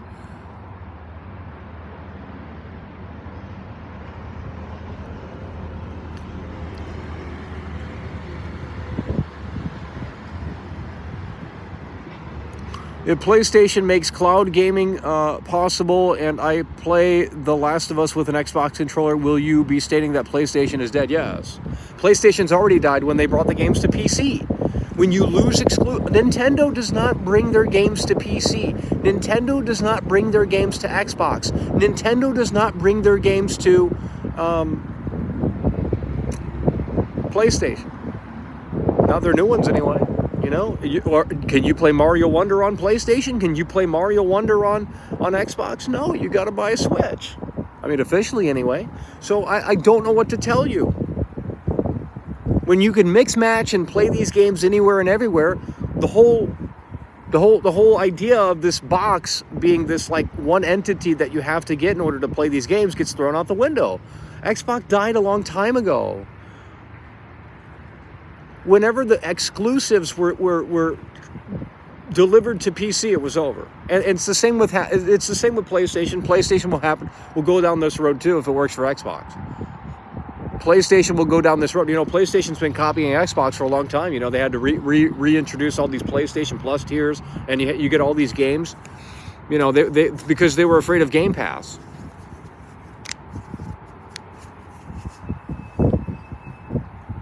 PS5 is better? Okay, but I'm not going to explain it, bud. I'm not going to explain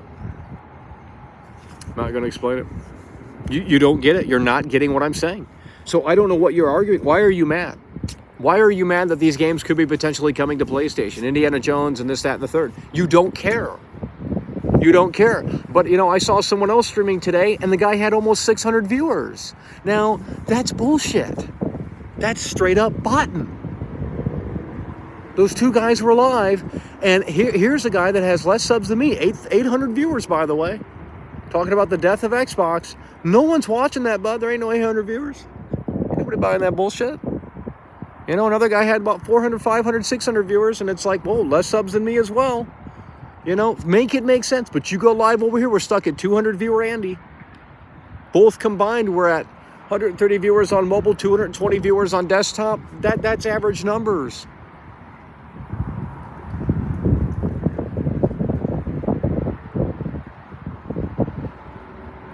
You can use an Xbox controller on PSN now for PC, though. That's the same as Game Pass by your logic. The PS5 is dead. It is. Okay, let me read this again. You can use an Xbox controller on PSN now for PC, though. Okay, but okay, but what's on PSN now? No one uses that, first of all. Second of all, what the hell is on PSN now? Some irrelevant games? Can you play the exclusives with an Xbox controller? Then yes, PlayStation is dead too. But PSN now is not the same as Game Pass. No, you should not be able to use different controllers to play different games. On the PS2, you had to use the PS2 controller or third-party controllers to play the fucking game. You couldn't just plug up the Xbox Duke controller and say, I'm going to play, you know, what's a PS2, you know, what's a PS2 exclusive? Name one. I can't even name one PS2 exclusive. The games were so trash. Bully is a PS2 exclusive. It was anyway at one point. You know, you can't use an Xbox controller to play PS2 games. You shouldn't be able to mix match controllers. Sorry, bud. Sorry.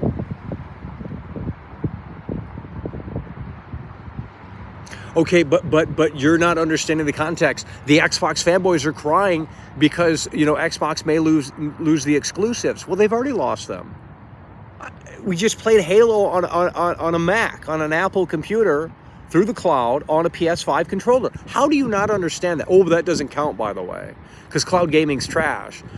Well, that's such a it's just a false dichotomy. You're a boomer. You're you know, locked in your old school, like, oh, you got to buy a PS1 to play the PS1 games. And it's like, it's not 1994, bud. Jeez. You're just going to have to get with the times here. PlayStation died. When did they start bringing PlayStation games to PC? It wasn't that long ago. Like 3 years ago, 4 years ago? It was not that long ago. And I was mad. I was actually mad because that was the end of PlayStation right then and there. PlayStation died 3 or 4 years ago. So Jim Ryan made that decision. And I get it from a business perspective. You know, you want to, you know, more people play the PlayStation Studio games, sure. Why would that? But it also defeats the purpose of buying the console. So whenever they pulled the curtain back and said, hey, we're going to bring these games to PC, that was it for PlayStation. PlayStation died as well. You don't bring games to PC. That was never a PlayStation. When did they do that? When did they didn't do that for the PS1. They didn't do that for the PS2. They didn't do that for the PS3. Jeez. You can't bring the PlayStation exclusives to other systems and say it's still fucking, you know, That's a spit in the face to everyone that bought the PS5. You know, it's the same argument. Nintendo's the only one left that actually has exclusives. Can you play Mario Odyssey on PS4, PS5, on Xbox or whatever? No, you can't. So just buy a Nintendo console if you want actual exclusives. Tomb Raider Trilogy Remake is trash. Yeah, no one's playing that crap. They probably censored it. And it looks soulless, I'll tell you that. It looks really soulless. You clean up those old games and you make them HD and it's like it just doesn't hit the same. It loses the grit that the old graphics brought to the table. Okay, but you're not understanding. Xbox exclusive died years ago. Starfield, being an attempted exclusive, was just a poor choice. Well, Starfield was a trash game. If Starfield was a good game, I don't know if we'd be here, and if Xbox would be in this position. Quite frankly, Starfield might be one of the reasons why this is happening the way it is.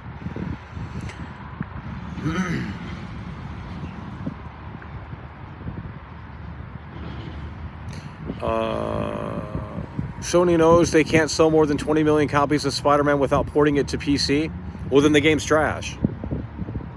Wasn't a problem back in the day, now it is. Now they have to go to these other platforms to get more sales because the games are trash. Well, that's because these games are garbage. You know, gee, what a crazy concept, right? You make a great game and people will go out and buy the hardware for it. Well, that's the philosophy for everything. The software drives the hardware. The streaming stuff is not going to work, man.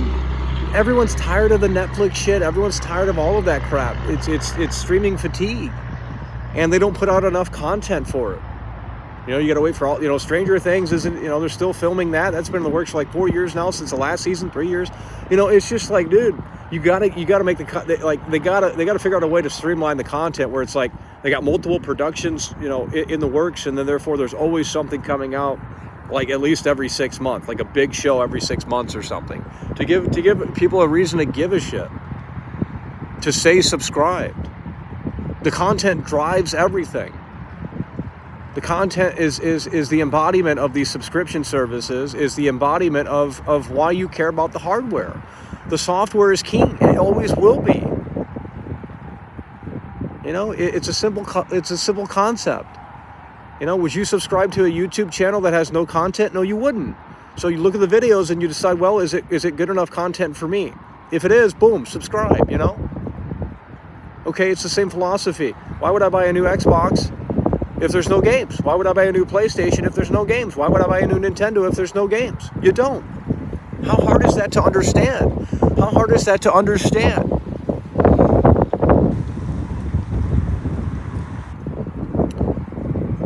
That's what we're talking about. Hobo Star coming through yet again.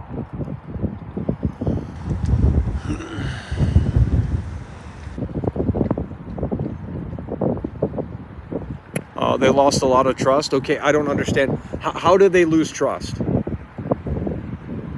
I already told you guys it was pointless to buy a Series S or an X. They have no actual exclusives because all the games are on PC anyway, so...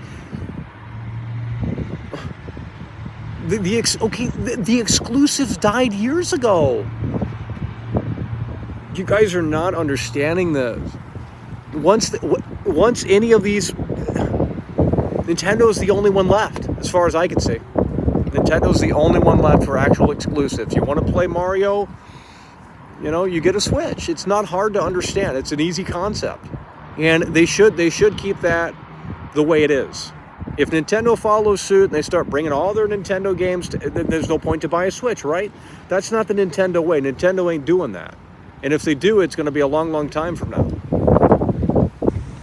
No one's buying these Xbox or PlayStation games because they're trash. PlayStation went woke. They do the same game over and over again because The Last of Us, you know, was successful, so they just copy and paste that formula.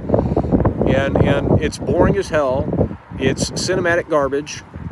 And it's just pure woke themes. Okay.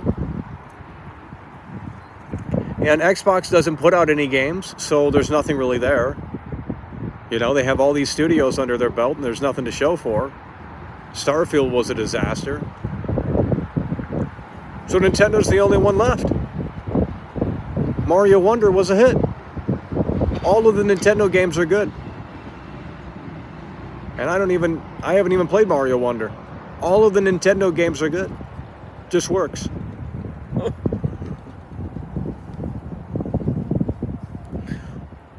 Okay, but that's not, no. Emulation, we're not talking about emulation. We're not going down that road. We're not going down that. You are not a real gamer if you emulate, period, on this story. Because that's a disrespect to the devs. I'm not going to get into it because you're going to disagree. You guys are weird PC losers. I don't agree with it. I can emulate my Switch games on PC. You're not supporting Nintendo. You're not a Nintendo fan. You can't claim to be a Nintendo fan. You're a loser. But the games run so much better on my PC. It doesn't matter.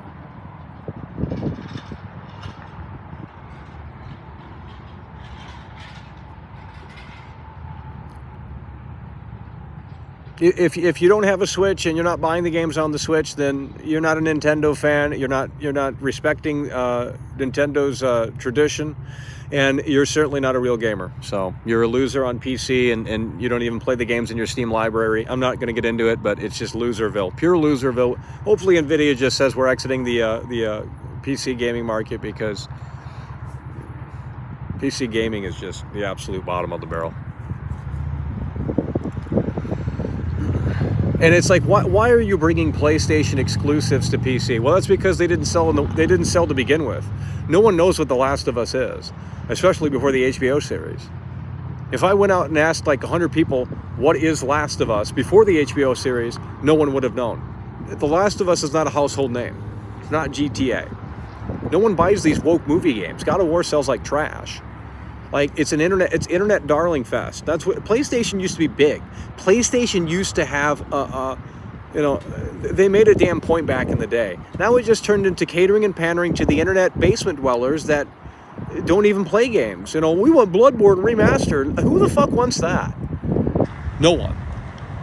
How many people realistically do you think want a Bloodborne remaster? 100,000 people? Barely even that. It's a waste of money. It's a waste of resources. No one gives a shit about Bloodborne, okay? Just stop. Just stop. See, that's why gaming is shit. Because you're not catering and pandering to the casual gamer. You've already alienated the casual gamer, and they've left a long time ago. They went to mobile gaming. That's why gaming is dead. Because now they're catering and pandering to these woke idiots.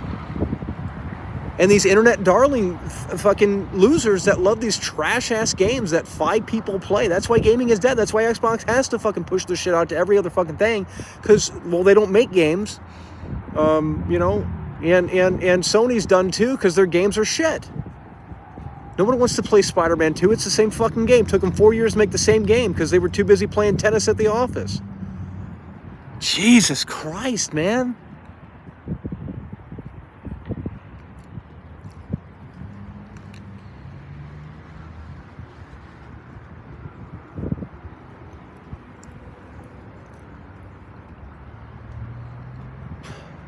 Well, go to the gay bar and your life will be, you might find your happy place. I mean, I went to the gay bar and the red carpet was rolled out for me. It's just,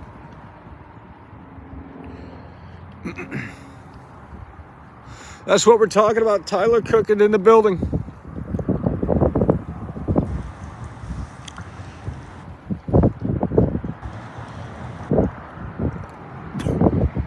Well, they do that in GTA RP.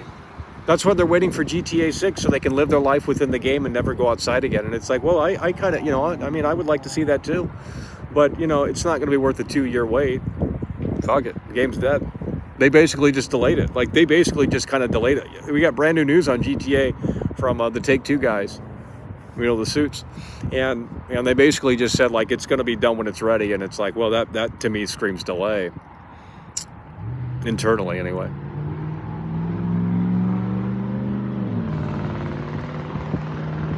Nobody plays games on mobile? That's not true. That's not true. Mobile gaming, I mean, go look up the stats. Mobile gaming is probably number one. Why do you think Nintendo went down that road? Mobile gaming. Nintendo was trying to chase the mobile gamer with the handheld Switch. What's the whole point of the Switch?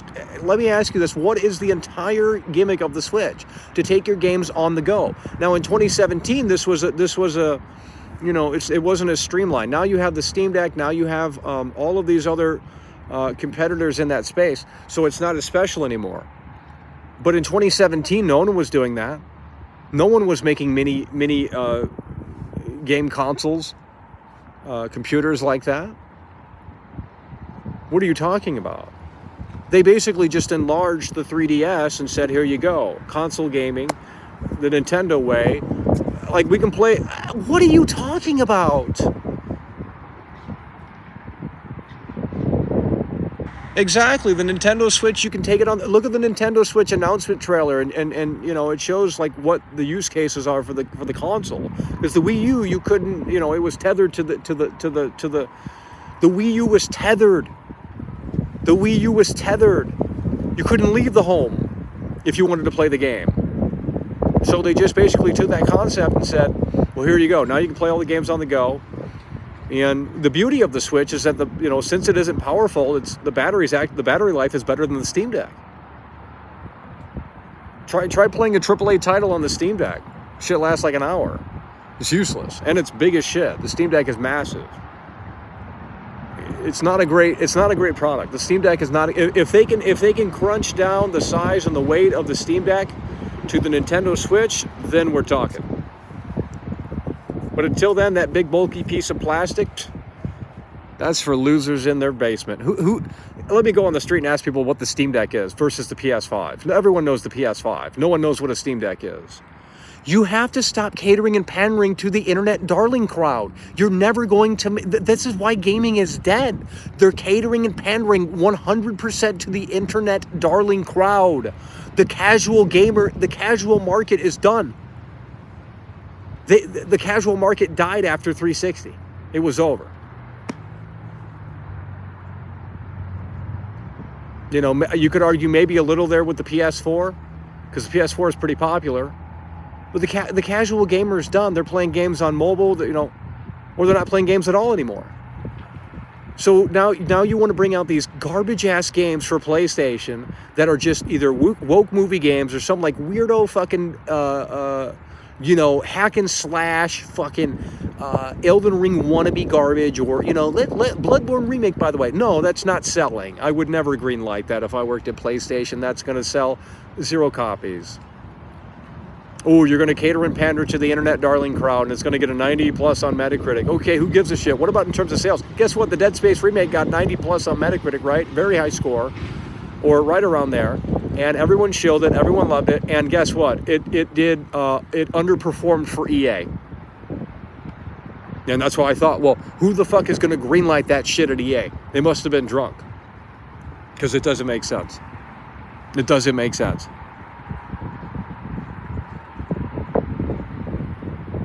Okay, and I already said the Switch 2, the Switch 2 is supposedly going to get announced sometime next month. That's the current rumor. Now, whether or not that's true, we don't know. But this is a massive step forward for Nintendo in the sense that this is make or break. It's either a Wii U 2.0 or it's another smash hit. Okay, and you have to ask yourself, if you are Nintendo, how do you make the Switch 2? I'm serious. How do you make the Switch 2? It's the impossible console. It's the impossible console. That's like saying Nirvana is going to follow up Nevermind. Nevermind was a smash hit, played it all on the radio, Smells Like Teen Spirit. Well, they didn't want to follow that up. They made an album that sold way fucking less, and it was way less popular, and the normies couldn't handle it. When you ask someone what's their favorite Nirvana song, chances are it's from Nevermind, right? The normies only know that one album. So for Nintendo's case, it's like, well, the Switch was kind of their Nevermind moment. It was their massive hit. How do you follow that up? How do you make another massive hit? You can't. It's kind of lightning in a bottle. Because the Switch 2, you have to write off of the name, you have to write off of the brand, but you also have to differentiate enough to say, hey, this is why you should upgrade. And it cannot be through specs. Nintendo is not about specs. Show me that Nintendo 2017 E3 presentation where they talked about specs, because they didn't. And these PC nerds are like, oh, Nintendo, the specs. No one gives a shit about specs. Oh my God. That is not Nintendo's market. Stay on your NVIDIA 4080 Ti. Fuck, man. Well, it's so tiring. These PC fanboys act like they know Nintendo when they don't. They don't get it. But they want to just sit there and talk about specs. And, oh, Nintendo needs to have this NVIDIA chip. No one cares about the specs.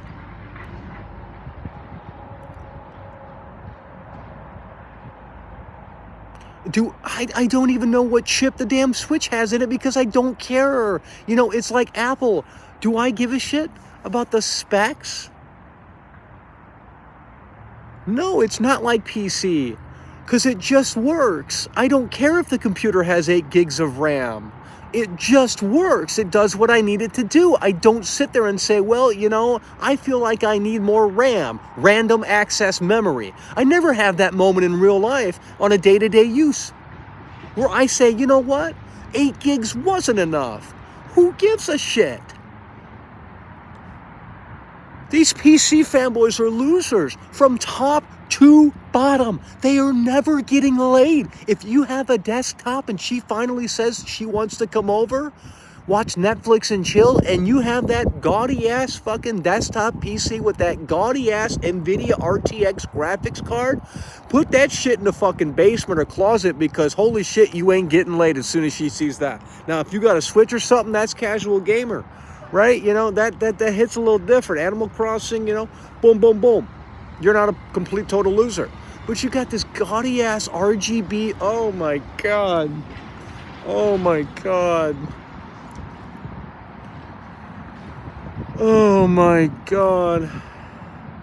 My streams don't crash at all. I don't know what you're talking about, bud. Maybe you need to get better internet.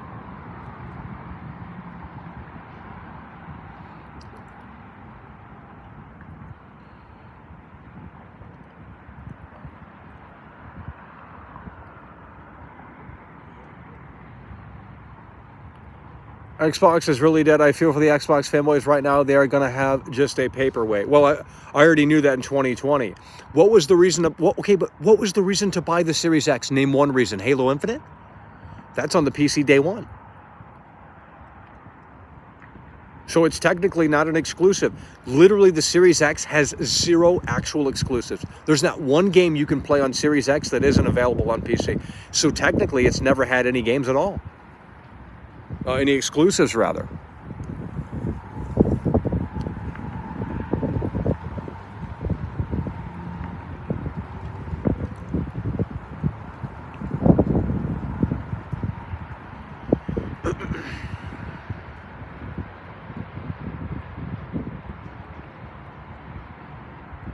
You're not understanding. You're not understanding.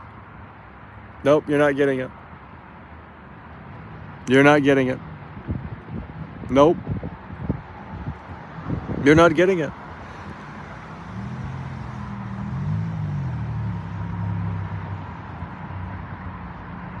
Nope. You're not understanding what we're talking about here. And you guys can't even tell me a reason why the Xbox fanboys are so mad, so.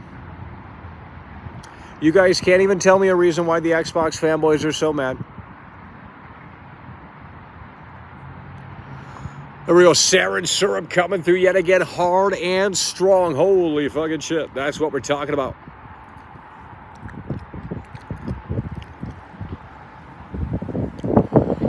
Well, we're busy doing the show here. We're not talking about the M word.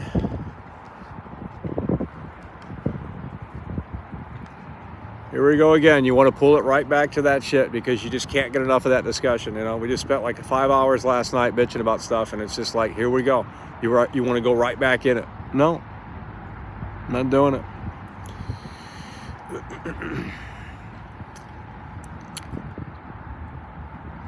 I got a Series S for $180 that beats PS5. Yes, it does. Well, that's the reason right there. And they discounted the Series X. This holiday season, you could have bought a Series X for $350. You know, quite frankly, that's still a deal. Because that's cheaper than any. You cannot build a PC for that price with those specs. Still, you can. I don't care what the PC fab. You can go to PC Part Picker right now, and you will see that you won't be able to build equivalent specs to the Series X for $350. It ain't gonna happen. The Series X was $350 this holiday. They were trying to get rid of the Series X to mark it down, but you cannot build a PC with that same price. You cannot build that PC with the same price. GTA 6 will be 60 frames on Series X. Well, maybe PS5 Pro. I doubt it. I doubt it. There's not, I mean, it really depends on when the PS5 Pro is coming out.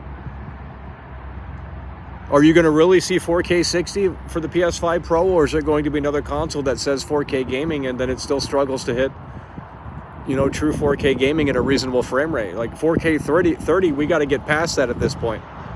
But I don't know if the hardware is caught up.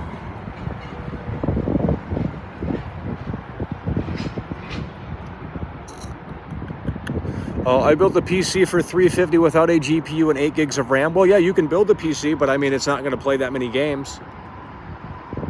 In high settings, anyway. You could do maybe 1080p low. These days, you can do probably 1080p low with integrated chip. But, you know, at that point, it's like, well, the fucking games look like mobile, so it's like, you know. I mean, I guess, you know, the cloud gaming would be a better option because, you know, they're at high settings.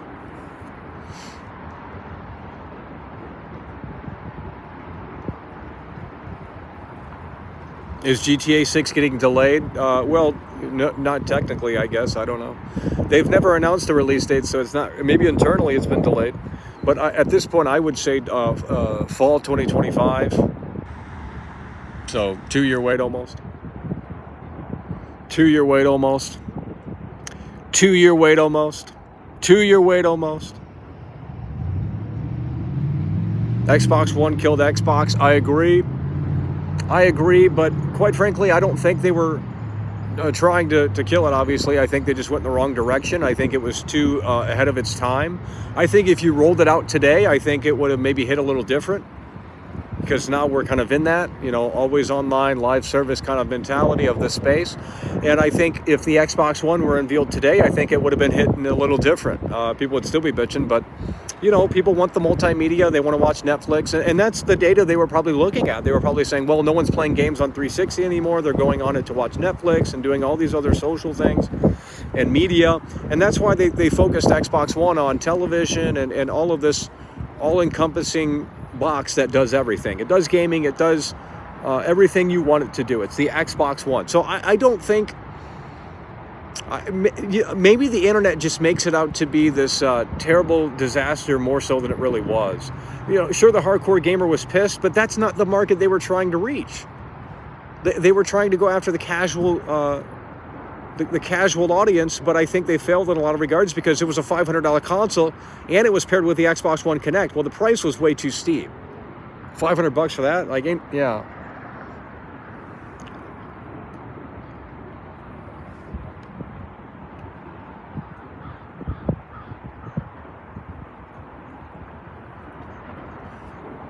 That's what I'm saying. That's what I'm saying. That's what I'm saying. Yeah, it's like people in here don't think people play on mobile, but it's like, well, how many people have an iPhone? Millions and millions and millions of people have an iPhone, way more than console, right? Or an Android or what have you. Well, you know, they go into the App Store, they play the game. So why would you not want to bring those games to the phone? Well, that's what these publishers are doing. Ascreed is coming to the App Store. Death Stranding just came to the iPhone.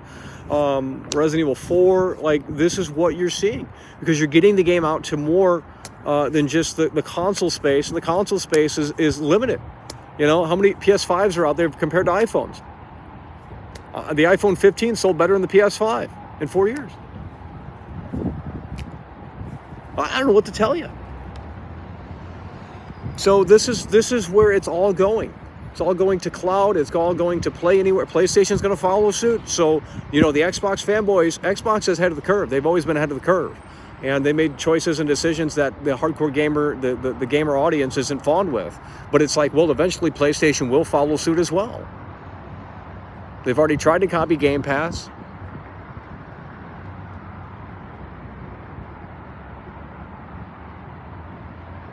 Someone needs to shave. We just shaved.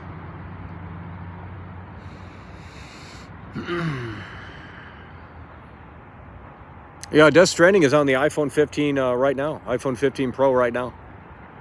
$20. Director's cut. I'm not even trolling. Now, I will say, when I played Resident Evil 4 Remake on the iPhone, I was not impressed. It was like I was playing it through the cloud. There was like a delay on the input. And I don't know if they fixed that, but it's like there was a lag from when I hit the screen versus what I saw on the, like a split second, like it was being streamed through the cloud, which it wasn't. So I guess it's too demanding. I don't know, but nonetheless, it's on the iPad. It's available everywhere. So if you buy it on if you have a Mac, you can play it on there. You got an iPhone, you can play it on there. You can play it on a tablet, iPad. Imagine an Apple console with Apple exclusive. Well, I think they could do a great job at it. I mean, the hardware would be great. The Apple Vision Pro is great hardware. It's way too expensive, though. Way too fucking expensive. That's insane. Sorry, that's ludicrous. But the hardware. I mean, it's just not for. It's not it's a prosumer product. It's a prosumer product. It's not for the average Joe. They'll make one that's a little bit watered down, with a less steep price point for the average Joe, and that'll sell like hotcakes. But it's a first gen product. But an Apple gaming device would be really interesting, especially if they really went all in on it.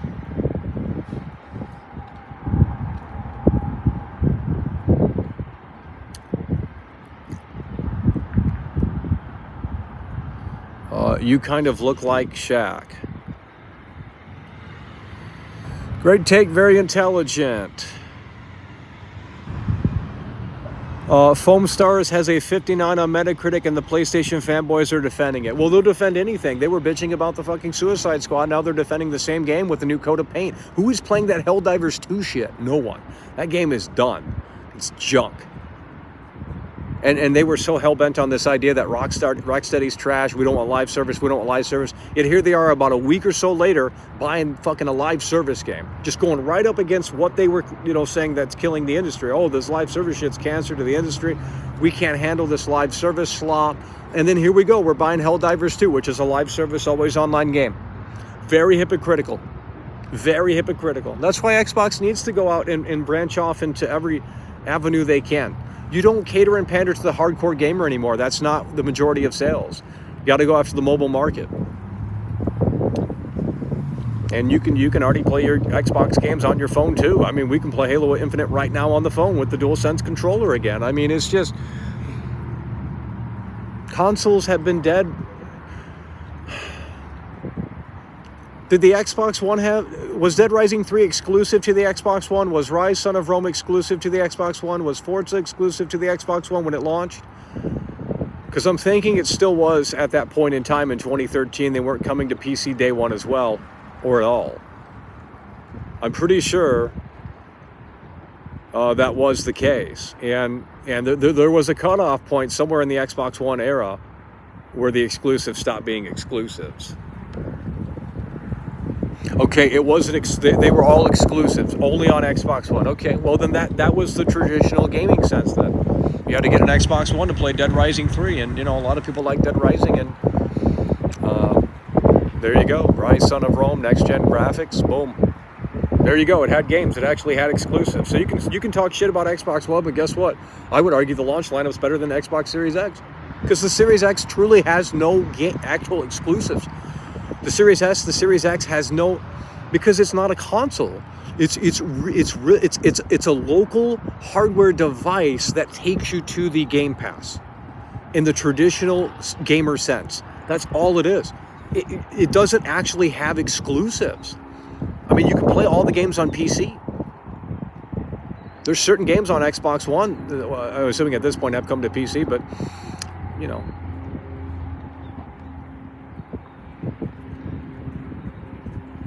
we can play Pal World right now through the cloud. We can play Pal World right now through the cloud. They were at launch. Gaming was better back in the early 2000s. Time to go back. Well, I'm not going to have that conversation out here. because I'm not sure if I fully agree. Because a lot of the old games are trash. We just played GoldenEye, and that's slop. Like, dude, the animations are abysmal. I'm sorry, bud. Like, how you could sit there and nostalgia? Okay, but if you haven't played GoldenEye, you're not playing it. It's only for a certain audience, for the certain audience that has nostalgia for that game. So what's the point in remastering it at all? That's a waste of time and resources and money, because you're locked in. Dead Space remake. No one gives a shit about Dead Space. Is it on HBO? Is it on Netflix? No one gives a shit. No one knows what Dead Space is outside of the 5,000 boomers that played it on Xbox 360 when it came out in 2008. Okay? You don't make a game like that. You're not selling anything because no one's buying it. So it is just so insane to me how they made that game. Because Dead Space is dead.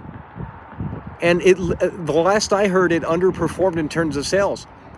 Well, it needed a multiplayer mode. It needed a live service model. It needed a roadmap at the very least. You have to keep, even if it were skins.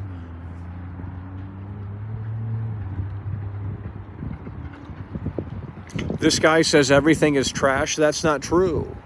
That's not true. I can list 10 games right now that are great, but I'm not going to, because I'm going to gatekeep those games. I don't want to hear about it. Like, oh, those games are trash, Michael. You got terrible taste. That's why your brain ain't ticking right, bud.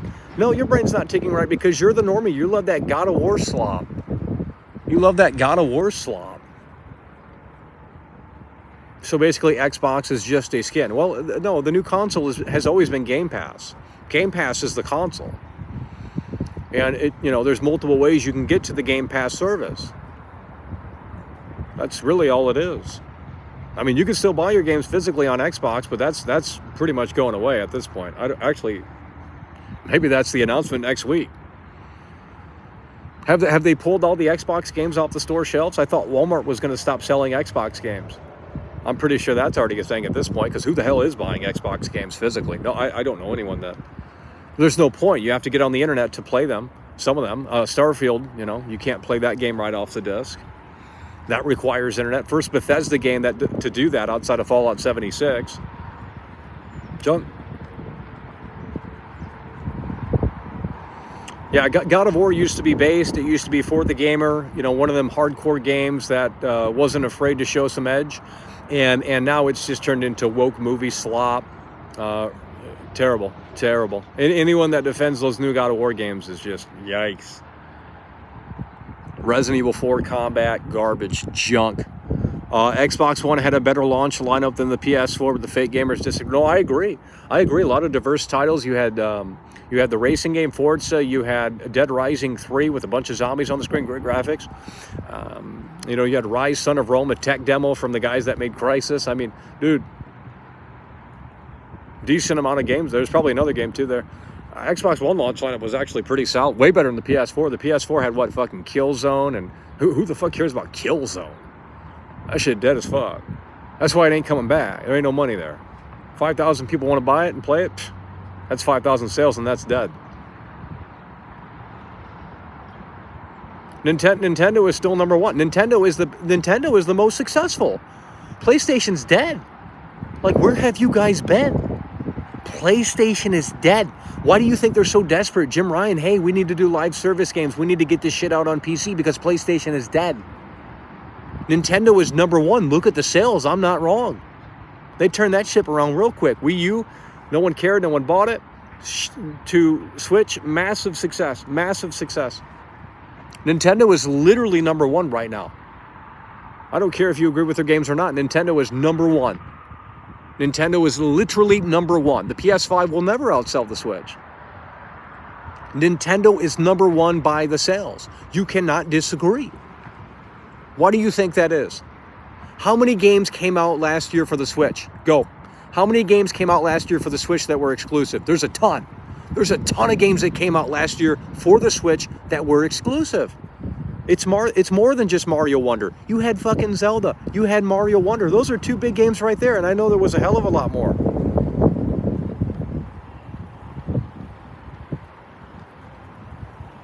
How many exclusives last year for the Switch? How many exclusives last year for the Switch? How many exclusives last year for the Switch? How many exclusives last year for the Switch? How many exclusives last year for the Switch? How many exclusives last year for the Switch? No one cares about Sunset Overdrive. Sunset Overdrive sold like 5 copies. You had Pikmin 4. You had Bayonetta 3. You had Mario Wonder. You had, holy shit. And that's why Nintendo is number one. Because they actually had games to play. And games that were worthwhile. Is the new Mario shit? No, it's not. No one on this planet will say that. Is the new Zelda shit? No, it's not. That's a contrarian take. It might not be for you, but it's not a bad game objectively. You can't have that take because you're just wrong. You can say it's not your cup of tea, but to say it's a bad game objectively is just unequivocally false. Nintendo does not miss. Nintendo always gets the dub. Nintendo is number one. Yeah, Mario RPG as well. They're just hitting them dubs left and right, hitting them dubs left and right. They had exclusives for their console, for the biggest console in the gaming space, the Nintendo Switch. What does PlayStation have? Spider-Man 2 and Forspoken? Wow, that's just a great fucking lineup, right? Yeah, no wonder why Jim Ryan's trying to get those games out to PC, because that shit's dead as fuck. PlayStation fell off after the PS2. PS3 was their Xbox One moment where it's like $600 for this fucking thing. Like, no one wants to buy that shit. Now, I'm not saying the PS3 wasn't based. The early PS3 titles were great. And the early PS3 kind of thinking and lineup was very different than the last.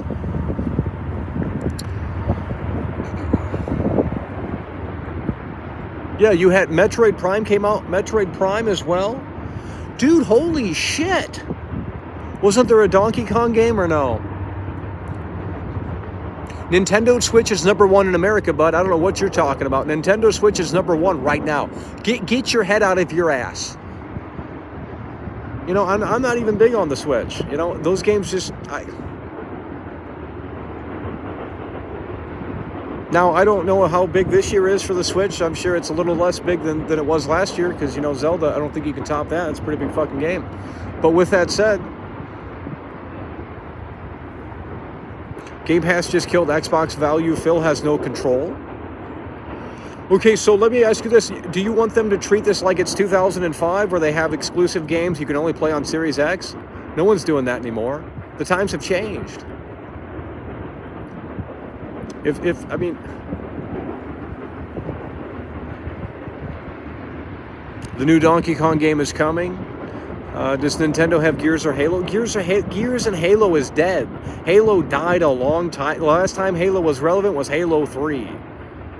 Or any of the Halo games on the 360.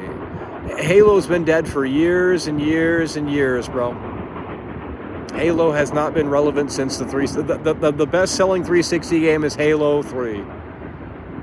Out of all the Xbox 360 games, the best-selling game is Halo 3. That was the one. Finish the fight, you know. Master Chief, the last game with Master Chief, blah, blah, blah, blah, blah. I went out and bought it because of the hype. They were all shilling it at the lunch table, and it's like, fuck, I gotta be a part of this. I don't even like Halo, but it's like, whatever, I'll buy it.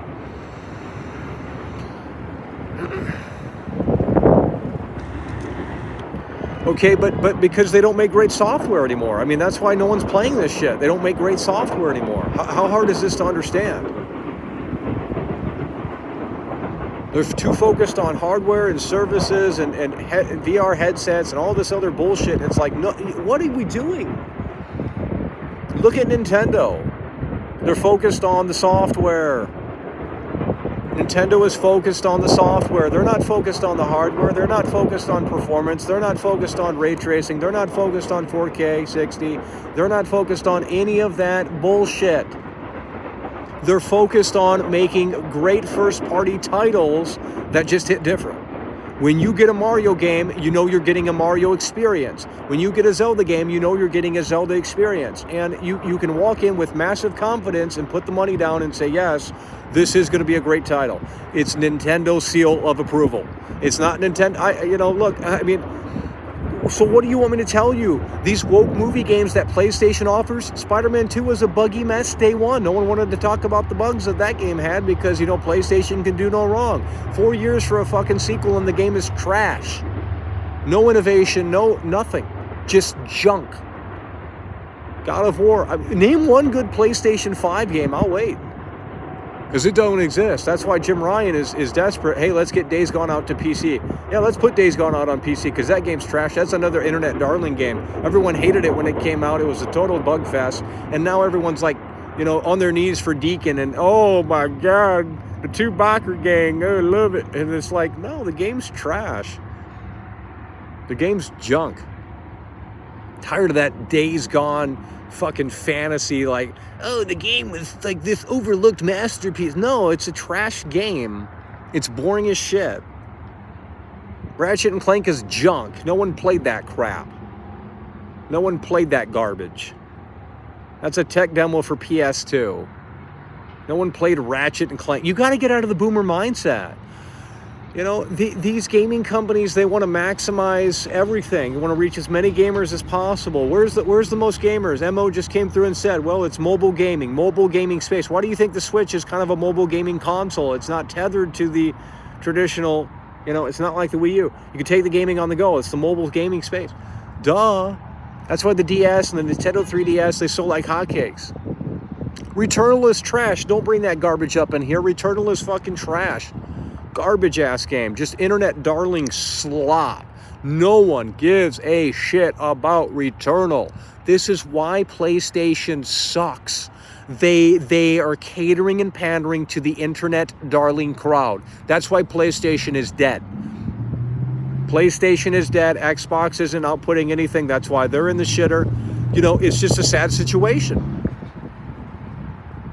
Nintendo is number one, and that's not my opinion. That's based off of the sales. You could sit there and disagree and say Nintendo makes baby games and Nintendo makes these garbage games. I don't care what you think. The sales dictate otherwise, and people are buying the Switch still. How all these years later, 6, 7, 8 years later, people are still buying the Switch. So, does Nintendo need to make a Switch too? No, they do not. They literally do not. Because until they see the sales dip consistently, there's no reason to panic. No one's clamoring for new hardware, except Dreamcast guy, okay? The Switch is outdated. The graphics are, it's like no one gives a shit, dude. People bought Zelda. They went to GameStop. That's what the Nintendo fanboys do. They buy the physical games. Nintendo fans buy the physical games. Every Nintendo fanboy you see on this platform, they have a wall of Switch games. All of them. You can't say that about PlayStation fanboys. You can't say that about Xbox fanboys. All of the Nintendo fans have a wall of physical titles for their Switch collection. That's what it's about.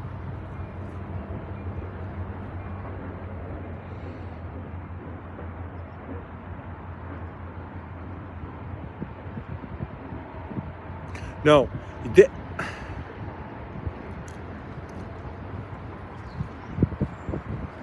Nintendo is number one. You cannot disagree. I mean, you can, but, the sales state that Nintendo is number one. So what do you want me to tell you? Okay, well, if you're Xbox, you get Game Pass on the Switch. And it's just an application that you can download through the eShop, and it goes right into the cloud gaming like we just did out here. Boom, done. There you go. You just saved Xbox. Now you've opened up Xbox games to 100 million plus people that maybe never cared about Xbox or never got an Xbox because they just stuck with the Switch. Now you've opened up Xbox to over 100 million potential customers. Holy fucking shit. You just saved Xbox. Take Microsoft Game Pass and put it on Switch. It's done. Boom. You won the console wars because they don't exist anymore. There you go. You saved the Xbox gaming division. It's not hard.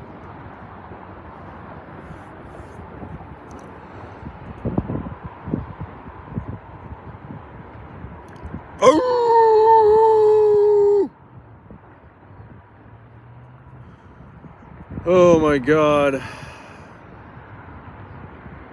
Are you retarded? Who are you talking to, bud? Oh, you're talking to someone else. Switch games come with a code in the case it is not physical? You're wrong. I just played Tears of the Kingdom last night. It just worked. Now, granted, we had that glitch where, that is very annoying, but it does it on PS4 as well. However, with that said, if you have the option turned off, you're good to go. And you're wrong. Most Switch games, the first-party Switch games, name one first-party Switch game that requires internet. That came out last year. I know Tears of the Kingdom doesn't. I just played it last night without internet. It just works. Okay? I'm not even trolling. It just works. Okay? What's another game? I'm not going to discuss it because it's a waste of time. It's a waste of time. You're not listening. You're not listening. You're not listening. I'm not playing Helldivers 2 tonight. I'm not chilling. I'm not playing that garbage, okay? You PlayStation fanboys are mentally ill, okay? You are. If you think that's great, then you need to apologize to Rocksteady and the Suicide Squad. I'm done with it. That's all you have to play is Helldivers 2. It's a fucking Xbox Live Arcade game. Where are the fucking exclusives built from the ground up on the PlayStation 5? Where's the SSD technology? Where's all that bullshit that they promised? Nowhere to be found. This generation has been absolute slop because they focus on power and presentation and ray tracing and all this crap. That doesn't make a good game. Nintendo makes good games on obsolete hardware because it is not about the hardware. You know, you want to talk about Days Gone. I remember the technical director saying something that blew my mind. And he said basically hardware is not an important factor. And you know what? He's right. Because the PS2 hit photorealistic graphics in 2001. There you go. If you can't make a good game on that hardware, some of the best games ever made were made on the PS2. Now those games are trash because they're outdated. Well, I don't know what to tell you.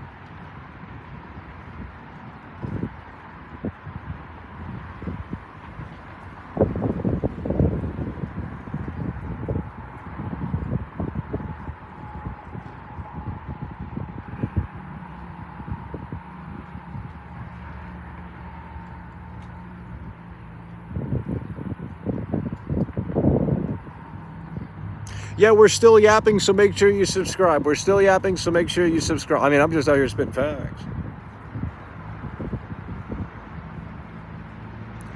This generation sucks because people crawl on all fours and call it a sport. It's not bad because of the games.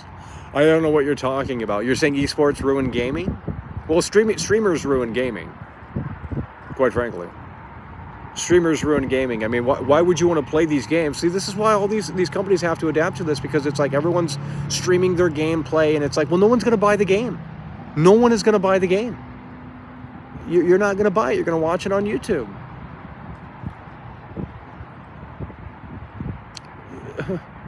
Quite frankly, the gaming companies should put their foot down and say, we're done with this. We're not allowing you to stream our game. You can't stream a movie, because that defeats the purpose of going to see the movie. You think the Hollywood studios are going to allow that? Fuck no. So why are the devs why are these gaming companies allowing these streamers to just kind of share their game for free, and that is impacting sales? You can't tell me it's not. Oh, it's actually helping? No, it's not. You're going to watch PewDiePie play your favorite game, and then you're going to go pick it up, or Markiplier play your favorite game and then go pick it up, and then play how no, you're going to watch part 2 from Markiplier's playthrough. You're going to watch part 2 of PewDiePie's playthrough. You're not going to play the game yourself. You might buy it, but are you going to really play it? Well, these days, these companies, they want the playtime to be extended. They want you in the game always. Well, how do you do that? You make the fantasy game, right? And I don't mean Final Fantasy. I mean GTA 6. You make this open world living and breathing where when you go to the strip club, you feel like you're at the strip club in real life. And you feel like it's a fantastic experience where you can actually live your life in this virtual world. And I'm not talking Sims. I'm talking like this is next level shit like GTA RP, but natively built in the game, made by Rockstar North. So if we can't hit that point in 2025, then the game's going to be absolute trash. Oh, Lord.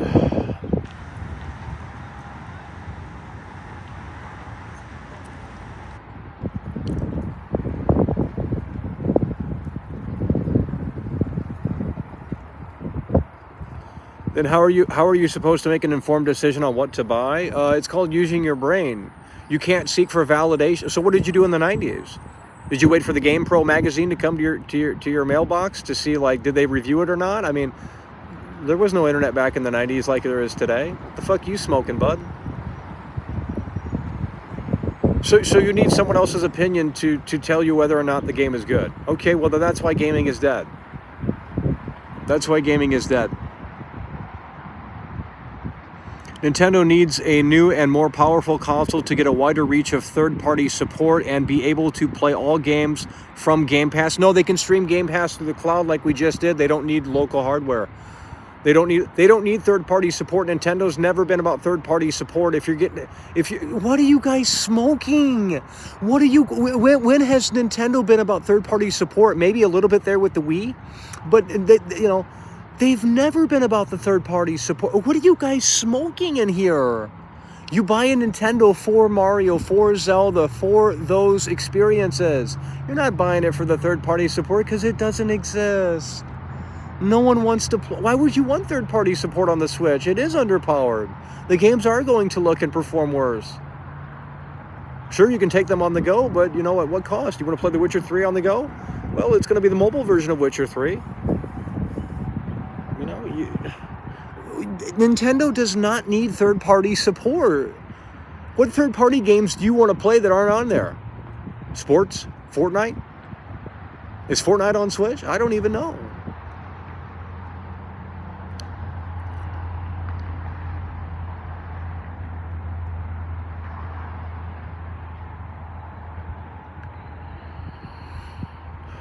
Yes, the internet did kill gaming because everyone wants to share. I mean, dude, we saw the Suicide Squad ending before the game actually came out. This is the problem with gaming.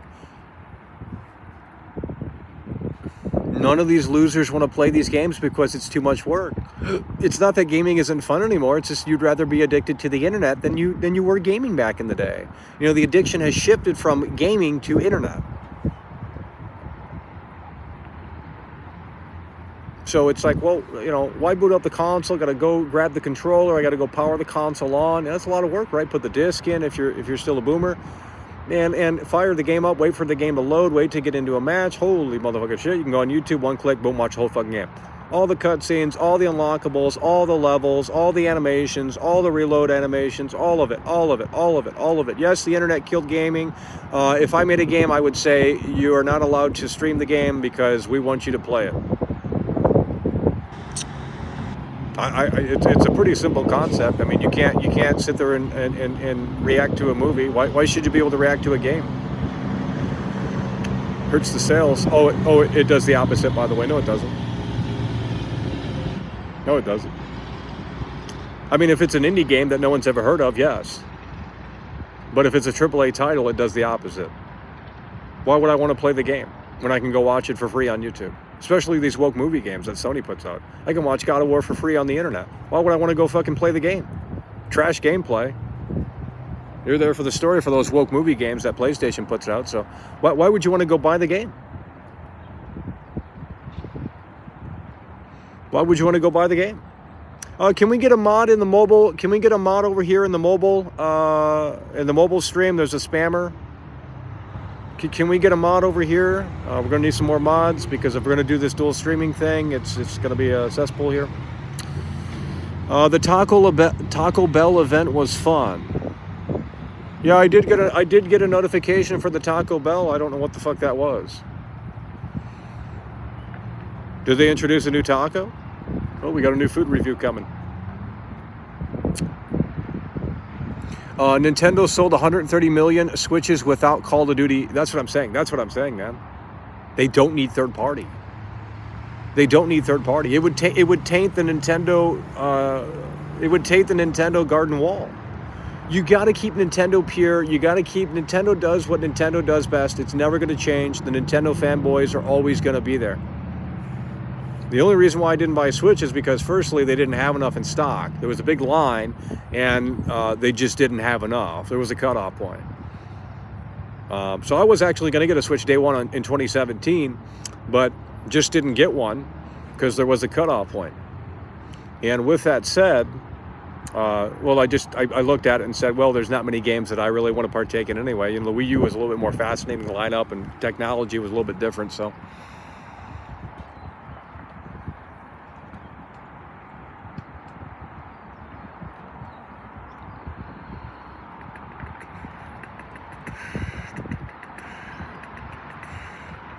Helldivers. Why are you guys playing Helldivers? That looks like absolute garbage. A generic always online shooter.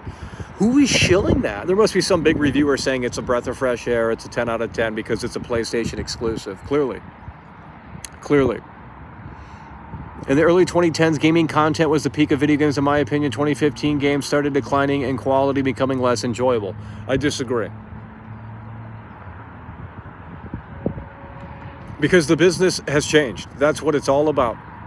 And when, they have to look at, they do these forecasts, they have to look at what sells, what is effective, and now you have to chase after the ray tracing and the 4K 60 garbage. These publishers are catering to internet darling. Like, this is why gaming is dead. This is why gaming is dead. You got to have all these accessibility options in there now. If you don't, you'll get your game canceled. You have to make sure it's very, you have to go through Sweet Baby Inc. to make sure that it's got the modern themes in it, and we don't offend anyone. It has to go through all of this, and that's why the games are trash. So basically, games got too popular. Now they're trash because they're less based. Gaming was simple. It was a bunch of nerds that came together in the basement, a bunch of real straight up nerds who knew how to code. Programmers, engineers. That's kind of all it is. That's all it was. Look at how Doom was made. Like, the guys who made Doom, John Carmack and the Romero dude, like, those guys are nerds. Straight John Carmack is a fucking nerd. Like, straight up hardcore nerd. Like, well, that's why the game is what it is, Made by someone who's passionate about it, knows really what it is. Not some new hire that they got off of the street and said, hey, come in and code our game. Oh my God. Alrighty, folks, battery is getting low. Battery is getting low on the desktop stream, so we're going to probably wind this one down.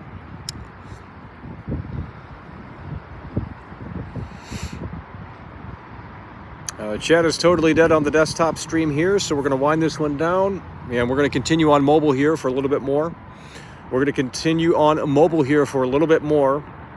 So with that said, that's going to wrap it up here for the desktop stream. We do appreciate you guys for tuning in, tagging along, and supporting the show, and we will be continuing over on the mobile stream. So with that said, that's going to do it. Appreciate you guys for tuning in, tagging along, supporting the show. And again, we're going to be continuing on the mobile stream for a little bit longer as the battery is going to die over here. All right. We are continuing the broadcast here exclusively on mobile. We are continuing the broadcast. The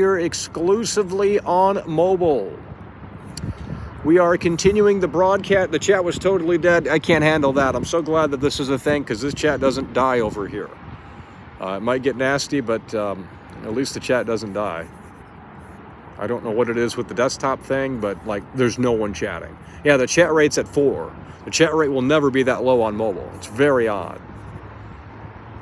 And there's way less views. Okay, so we're going to continue here for a little bit longer. I'm not sure for how much longer, but nonetheless, that's the way the cookie crumbles here.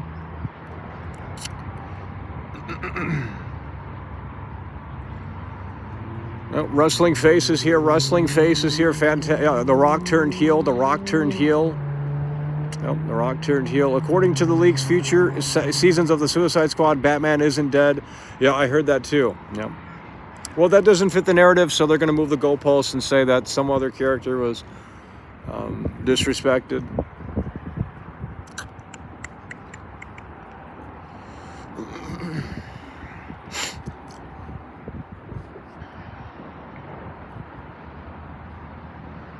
All right, we're waiting for... Hello. Holy shit, we're going to fall asleep here. Mobile just killed desktop. Well, the chat was totally dead. It was literally not moving. The chat rate was 4. The chat rate over here ain't going to be no 4. Bro, where are you looking? Not at you.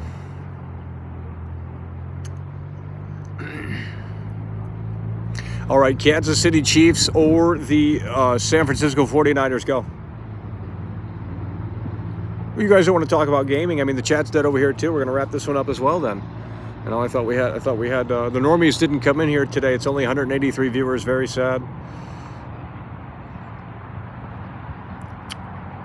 I'm not putting up a poll. I don't know how to get it off the screen. Oh, that's okay. We can do the poll actually, because we're gonna wrap this up soon. Let's go ahead and do the poll. But it kills the chat because it's inconvenient to chat at that point. It basically hides the whole fucking chat unless you tap on the screen to get it off. They're busy shilling Helldivers too. Well, dude, that's super annoying. They're busy shilling Helldivers too. Yeah, they were just bitching about live service games and saying live service games are not what we want. We want single player movie games. And then the same people that shill for the single player movie games are now shilling for Helldivers too. Could never be me. The game looks like crap. Literally an Xbox Live Arcade game. Like it doesn't even look graphically interesting. I have no idea what you guys are saying. It's a $40 slop title. COVID game. Work from home. COVID game. Work from home.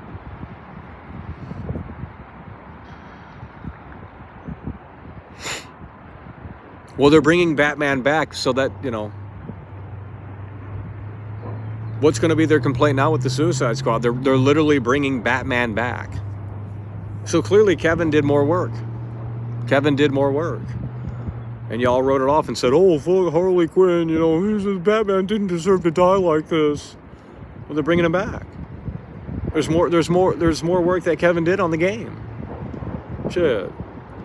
But the game's trash because, you know, Batman died. Oh, no, they're bringing him back. It's the Suicide Squad. It's got multiple seasons. The story doesn't end there. Jeez. But, you know, we hate the Suicide Squad because it's trash. It's a live service game. It's a boring looter shooter. But we'll go shill Helldivers too. That garbage ass slop, because that's flavor of the week. And this time next week, no one's going to be talking about Helldivers too.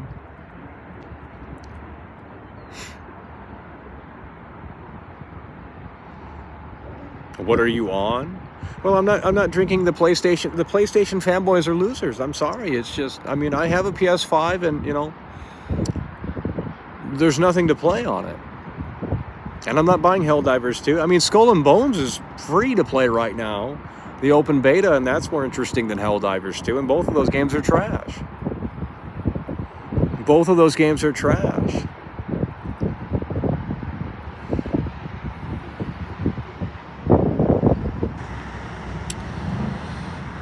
Oh, Lord. What am I looking at? Well, your mother's standing right next to me, and she's ready to go. So we're going to have to wrap this up soon. She's got to get the stuff ready for the Super Bowl party this Sunday. She just pulled up in the Tesla.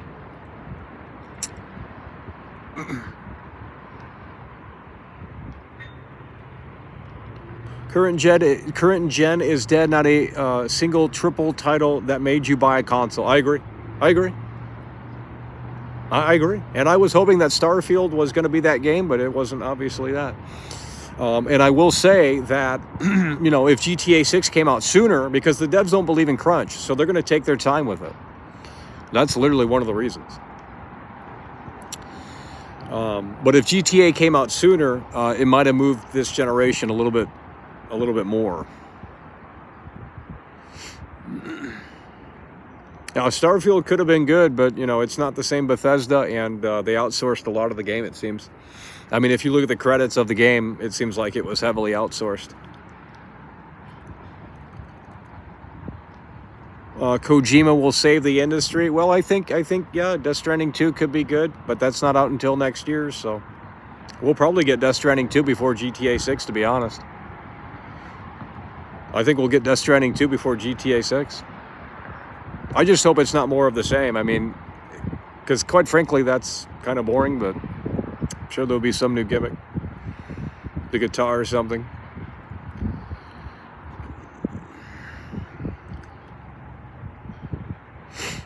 Days Gone 2, that game doesn't exist. I don't know what you're talking about.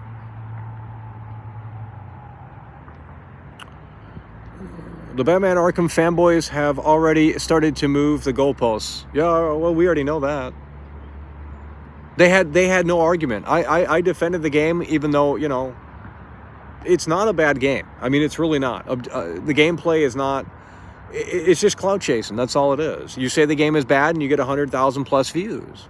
And I should have went down that road. And instead, we wanted to not go down that road because everyone's bitching like, "Oh, you hate every game," and it's like, but everyone else can hate every game. You know, doesn't make sense. Wrestling Face coming through with the 2. GTA, we gotta talk. He's not suing. It's over. He's done. He said he just wants to play the voice.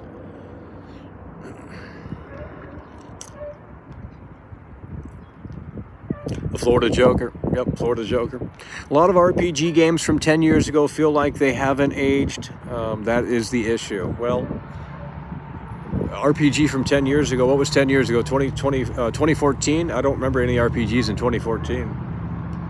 Name one RPG. Because I don't know any.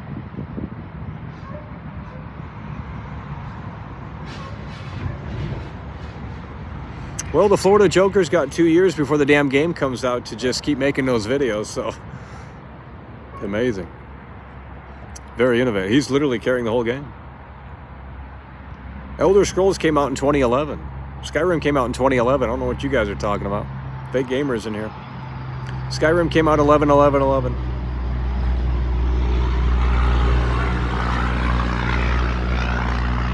The Florida Joker should be the main character. Yeah, because no one cares about Jason and Lucia. I mean, that shit's boring as fuck. Hey, Joe to go. How is the mobile streaming? You said yesterday it was doing better for you. I already told people. I said get up on this. I mean, this algorithm is pushing hard for the time being, so might as well utilize it.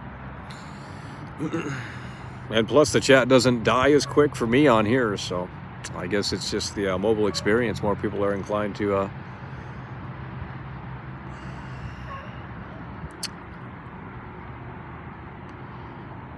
They need to put me in the game. Well, I might be in the game. I can either confirm or deny.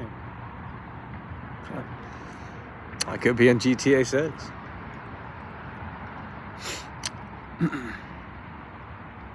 Thoughts on Stellar Blade? Well, yeah, we're going to check that game out. They're trying to say that game is insensitive and all this other stuff, so we're going to have to buy it in spite. So I guess that is one PlayStation 5 exclusive for this year, Stellar Blade. Don't know if it'll be any good. Don't know if it'll be any good. Once I remove the thumbnail and once I remove thumbnails and tags, it worked again? Really? So you're saying if I remove the thumbnail, it'll even...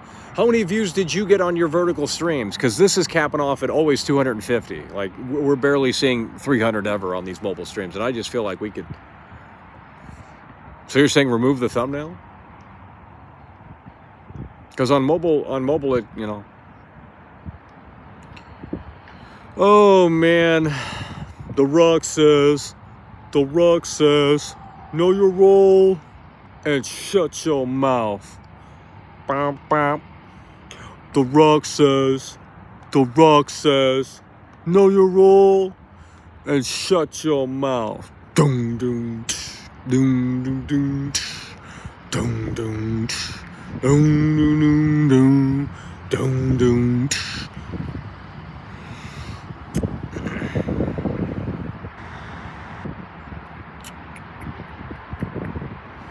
Dragon Age Inquisition, never played it. Never played it.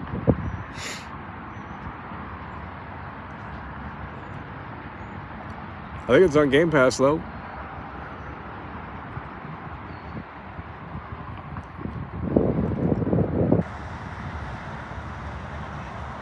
Oh, Lord.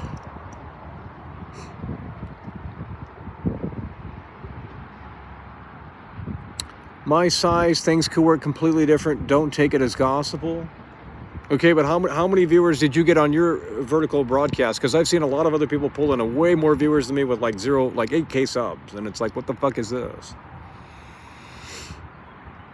Know your role and shut your mouth. The Rock says.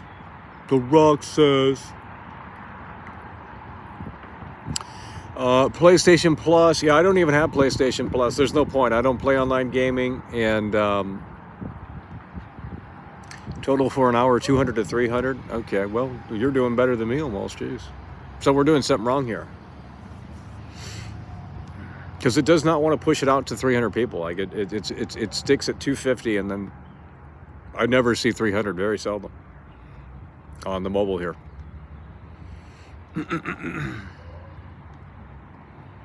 The Rock says, know your role and shut your mouth. The Rocks, oh, that's total? Okay, well, I'm seeing massive numbers on these streams. I don't know what the fuck's going on. I'm seeing 20K. I'm seeing just insane numbers. I mean, when this one's done, it's probably going to be at least 10K. And we got how many views on the desktop stream? Like barely 2K. Like it's just a dead end. I mean, in terms of total viewers, it's just a dead end. The traditional streaming, like this just like killed it. I mean, when these numbers are so fucking just so much better, I mean, what's the point of, I don't get it. Yeah, keep experimenting with it. Go live, you know. I mean, fuck around with it. Let me know. I mean, I've seen the numbers have been just insane. The numbers have been insane. I don't know what's going on. I guess no one's using this. Just an insane boost in numbers. I'm not even trolling, dude. I already said if you get on this now while it lasts. I mean, before it gets oversaturated. If Xbox announced free online, that would take players away from PlayStation. I agree, and I think that could be the twist coming next week, where it's like, hey, yes, we have some of our games coming to PlayStation as well, other platforms, blah blah blah blah blah. However, there's more. You know, starting today, free online. Boom. Yeah, that would be big. Because that's one of the reasons why I bought a PS3 over 360. At least initially. It's like, well, it has free online. PS3 had free online. They didn't do PlayStation Plus until the end. So for a few years there, the online was free. Or maybe they didn't do it until PS4. I don't remember. I think it was the end of PS3. But PlayStation 3 had free online. And that, to think that now, it's like, shit. Well, they realized that PlayStation fanboys will pay for online just like they do for Xbox, and it's like that's why they copied Xbox. PlayStation has always been copying Xbox in terms of where to go next.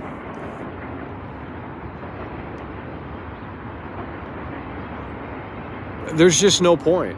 If PlayStation Plus had like the first party exclusives day one, then that would be an incentive.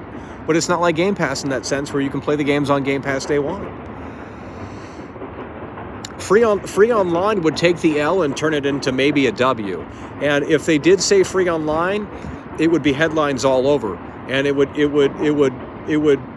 diminish the fact that yes, some of the games are coming to PlayStation. So I think that's the curveball that Phil Spencer needs, and Xbox. I think that's the curveball that Phil Spencer and Xbox needs, because guess what? That's going to entice a lot of people to come to the Xbox ecosystem. There you go. You can move consoles like that. Free online. All right, there's a reason to buy a Series S. Boom. You can jump in. Series S, cheapest way to get to Game Pass. If you don't want to do cloud gaming, boom. I'm sure you can find a Series S for like $150 now or whatever. And then if the online becomes free for every game, holy shit. Now we're talking about value. And that to me, that could be the curveball that I think this needs. Because if it's all doom and gloom next week, oh Lord. You know, because the Xbox fanboys just don't feel like they... But, you know, again, you have to look at what's already available. The cloud gaming, sure, it's not native, but you still can play the Xbox games already on a PS5 controller. Now, you could argue the same with PlayStation and say, well, you can play some of these PlayStation games with an Xbox controller. And I agree to the sense that it's like, well, yeah, the idea of actual true exclusives is not necessarily a thing anymore. It is a thing of the past. It's going the way of the dinosaur. And, you know, a lot of people are either going to be with it or they're going to just get really mad. The Rock says, headset goes crazy. Well, it's not even plugged into the phone. I mean, I can still hear it. It's not even plugged into the phone here. Xbox is for woke gamers. Name one woke Xbox game. I'm sure there's some, but They don't really stick out like PlayStation. I can name about 4 PlayStation. Every PlayStation exclusive is woke.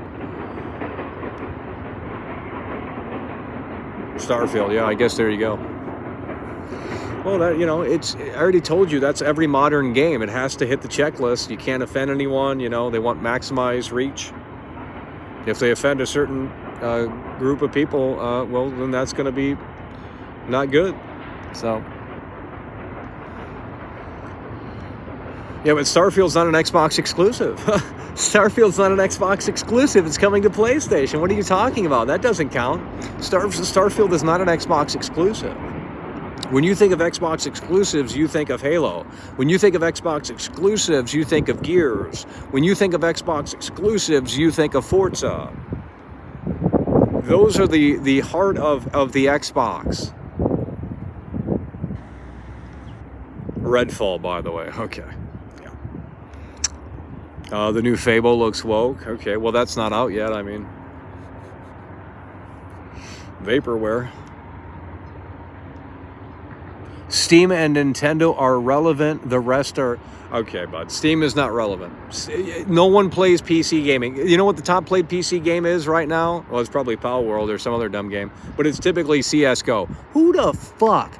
Like, I played that bullshit for the first time last year. It's like, who the fuck playing that trash? Garbage. Like, that is something I don't get. That's weirdo PC shit. Like, you're going to play a game from 1999? That's your most played game? The fuck? PC gaming is still this, like, weird basement dungeon thing.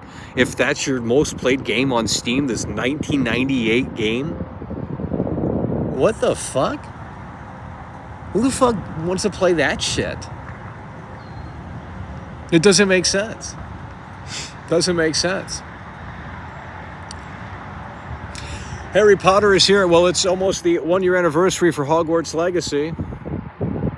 And didn't they say there was going to be no DLC for Hogwarts Legacy, and now there's going to be DLC? I'm so sick of it. I'm pretty sure last year they came out and said that there's not going to be any hardware, there's not going to be any DLC rather for Hogwarts Legacy, and now they're actually doing DLC for Hogwarts Legacy. Yikes. Because it was one of the it was the best-selling game of last year, I believe. I honestly think, from what I remember reading, that Hogwarts Legacy was the best-selling game of last year. Can anyone look that up or no? I mean, I think I can. Let me see. I'm going to go ahead and look that up here. I think Hogwarts Legacy was the best-selling game of last year. Best-selling video game 2023. Pretty sure it was Hogwarts Legacy. Hogwarts Legacy was the best-selling video game of last year. The industry's in the shitter. They didn't have to make a good game. They could have made a good game. They could have really made it in depth, but they just made a lame ass, like, virtual, like, oh, you can explore Hogwarts in Unreal Engine, and that's basically the whole game, with, like, mundane missions. And, you know, I mean, the combat wasn't too bad, but it just didn't feel immersive. And that's the problem. If it was more like Bully or Persona, where it's like you have a schedule, you got to go to the classes, and I mean, I haven't seen the movies. I don't know what the story is at all, but, you know, can't be too far off. Baldur's Gate 3 is a dead game. It was never alive. It was an internet darling game. No one bought. If you were not on the internet, you don't know what Baldur's Gate 3 is. It's an internet darling game that was overhyped by a bunch of shills. We're done with the internet darling games. We're talking about the casual audience. That's why gaming is in the shitter. You have to get the casual audience back in. They're busy playing Call of Duty, right? They're busy playing FIFA. Okay, how do you get them to different games and experiences? Well, you make something that's not catering and pandering to the losers on the internet that just want to sit there and talk about Switch 2 and its PC specs. Just ridiculous. Clo coming through, that's what we're talking about. Do you consider Steam Deck as a handheld PC? Yeah, I mean, it kind of is. Yeah, it's pretty much a PC. On it's on Linux, so.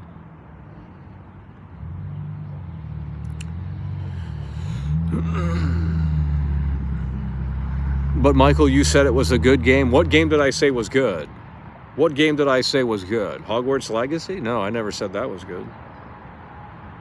I mean, I guess if you're a casual Harry Potter fan, I mean, look at that. It just proves my point. The casual market is what you got to go after. Harry Potter fans do not play video games. They ain't playing Bloodborne. You think people that bought Hogwarts Legacy ever played Bloodborne? I doubt it. I mean, I'm sure the percentage there is super fucking low. You know, that's where the money's at. That's where this business shines. The casual market. Well, Hogwarts Legacy is a casual game. Hogwarts, Harry Potter's massive. And, the normies came in to see Harry Potter and it's a massive property there.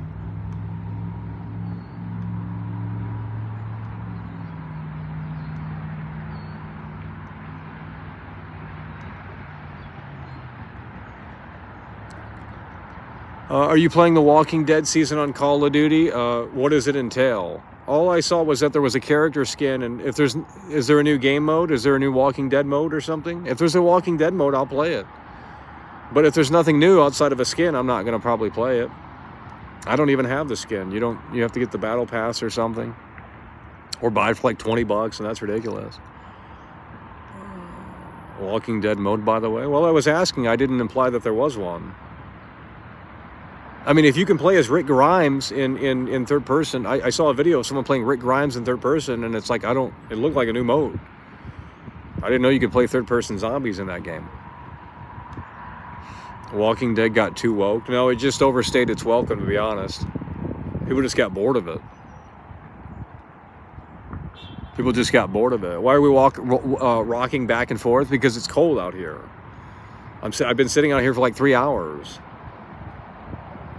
We're not down south, okay? If we were in Florida, we'd be sweating probably. It's humid as shit. No, to me, it fell off before Negan. That whole governor shit I didn't even get through that. After the season 2, it was pretty much done for me. I mean, I watched a little bit of season 3, and it's just like, just on and on and on, the same setting. Like, it just dragged. Trim the fat, But I mean, it's a TV show, so you gotta milk it.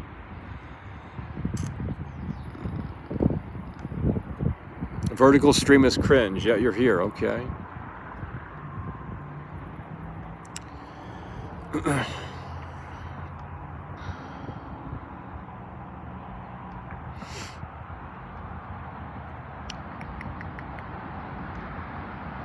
You stopped watching when they killed Herschel. Yeah. Yeah, that was, yeah. And the way they did it was really cringe. Like, it's like pure anime. It's just way over the top, with the sword shit.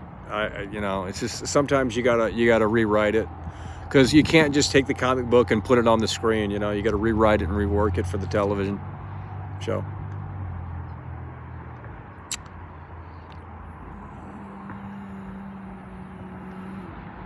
There is a mode called Horde Point Armored Apocalypse, and you play against other zombies. Really? Is it free? Is it free? That must be what I saw. That's what I thought. There was a new mode, because it looked different. It looked like a Walking Dead game, and it's like, damn, that might bring me back in.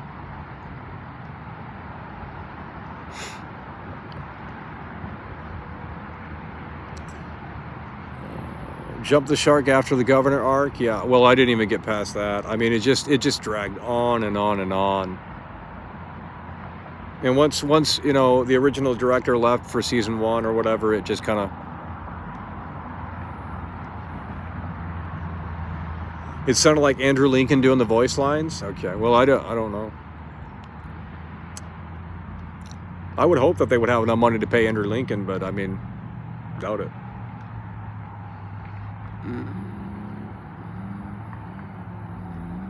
They're doing a trial, but I don't think that mode is free. Okay, well, so you got to pay for this. So I mean, if you want the ultimate experience, you got to get the Andrew Lincoln skin, or who's the other one they got?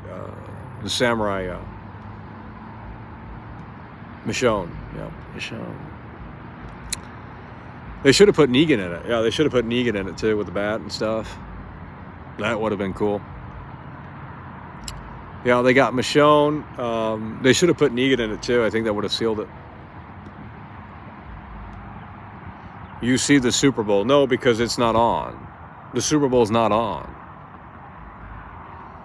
Wasn't Negan in Tekken? Yeah, he was. So I don't know why Call of Duty couldn't get him.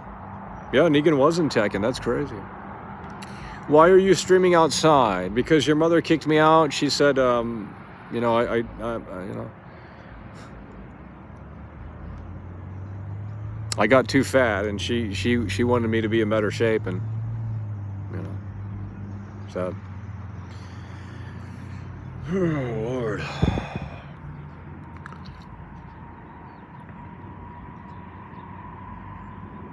Hello from Russia, by the way. Yeah, I don't believe it. Don't believe it. Russia, by the way. Don't believe it. Name one. No, I'm not even gonna do it. They would have added Daryl because he was popular. Well, he probably costs more. Daryl Dixon's a big one. He's more popular than Andrew Lincoln, right? And Daryl Dixon's in Death Stranding too, and maybe that has something to do with it. Who knows? It's just basically Norman Reedus at this point. I mean, you know, they probably got to pay more for Norman Reedus' likeness and all that.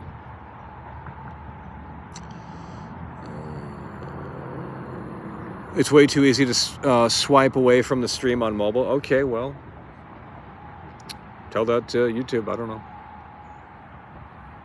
I mean, you can make that argument on TikTok too. It's like, well, yeah, that's why you got to like put the clown wig on out here so people stop from scrolling. I mean, that's literally what you have to do. It's like the 90s before there was a menu on the television where you flip through the channels in the 80s and 90s and you just stopped on what looked appealing. Like there was no description on what the show was or when it ended. You had to look at the TV guide. You know, no one's going to do that. You know, it wasn't an interface on the unless you had like satellite dish. I think satellite was the first to do that. So it's basically like people are flipping through and it's like, well, you want them to stop on this stream. How do you do it? Well, you got to look like a loser. I mean, that's basically what, like, if I were 400 pounds right now and my fat were sticking out, like we'd have 3,000 viewers. I'm not even trolling. They want to see a freak show. Every time I see something like that, it's got like 3,000 viewers. It's like some weird freak show thing. So we're hoping the eyeballs can take us to that point. Ronaldo or Messi? Well, the Undertaker, what did the Undertaker said? No, he was just at the soccer game. Time to eat more McDonald's? How about you come through and support the show and we'll maybe make that happen? Yeah, Nick Avocado, he would have been irrelevant if he didn't get fat. I mean, quite frankly. He was irrelevant and no one cared until he got like turned into this freak show and now he's like, you know, multi-millionaire.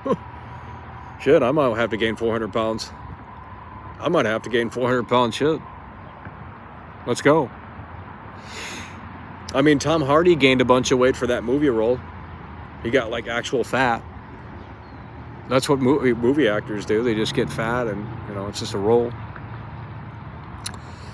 Alrighty, folks, we're going to have to wind this one down. The Mountain Dew's coming through, so we're going to have to wind this one down here in a way that hopefully makes sense. I have to wind this one down here in a way that hopefully makes sense. So we'll have to see what this Xbox news is all about come next week. But right now, you know, we got the Super Bowl this weekend.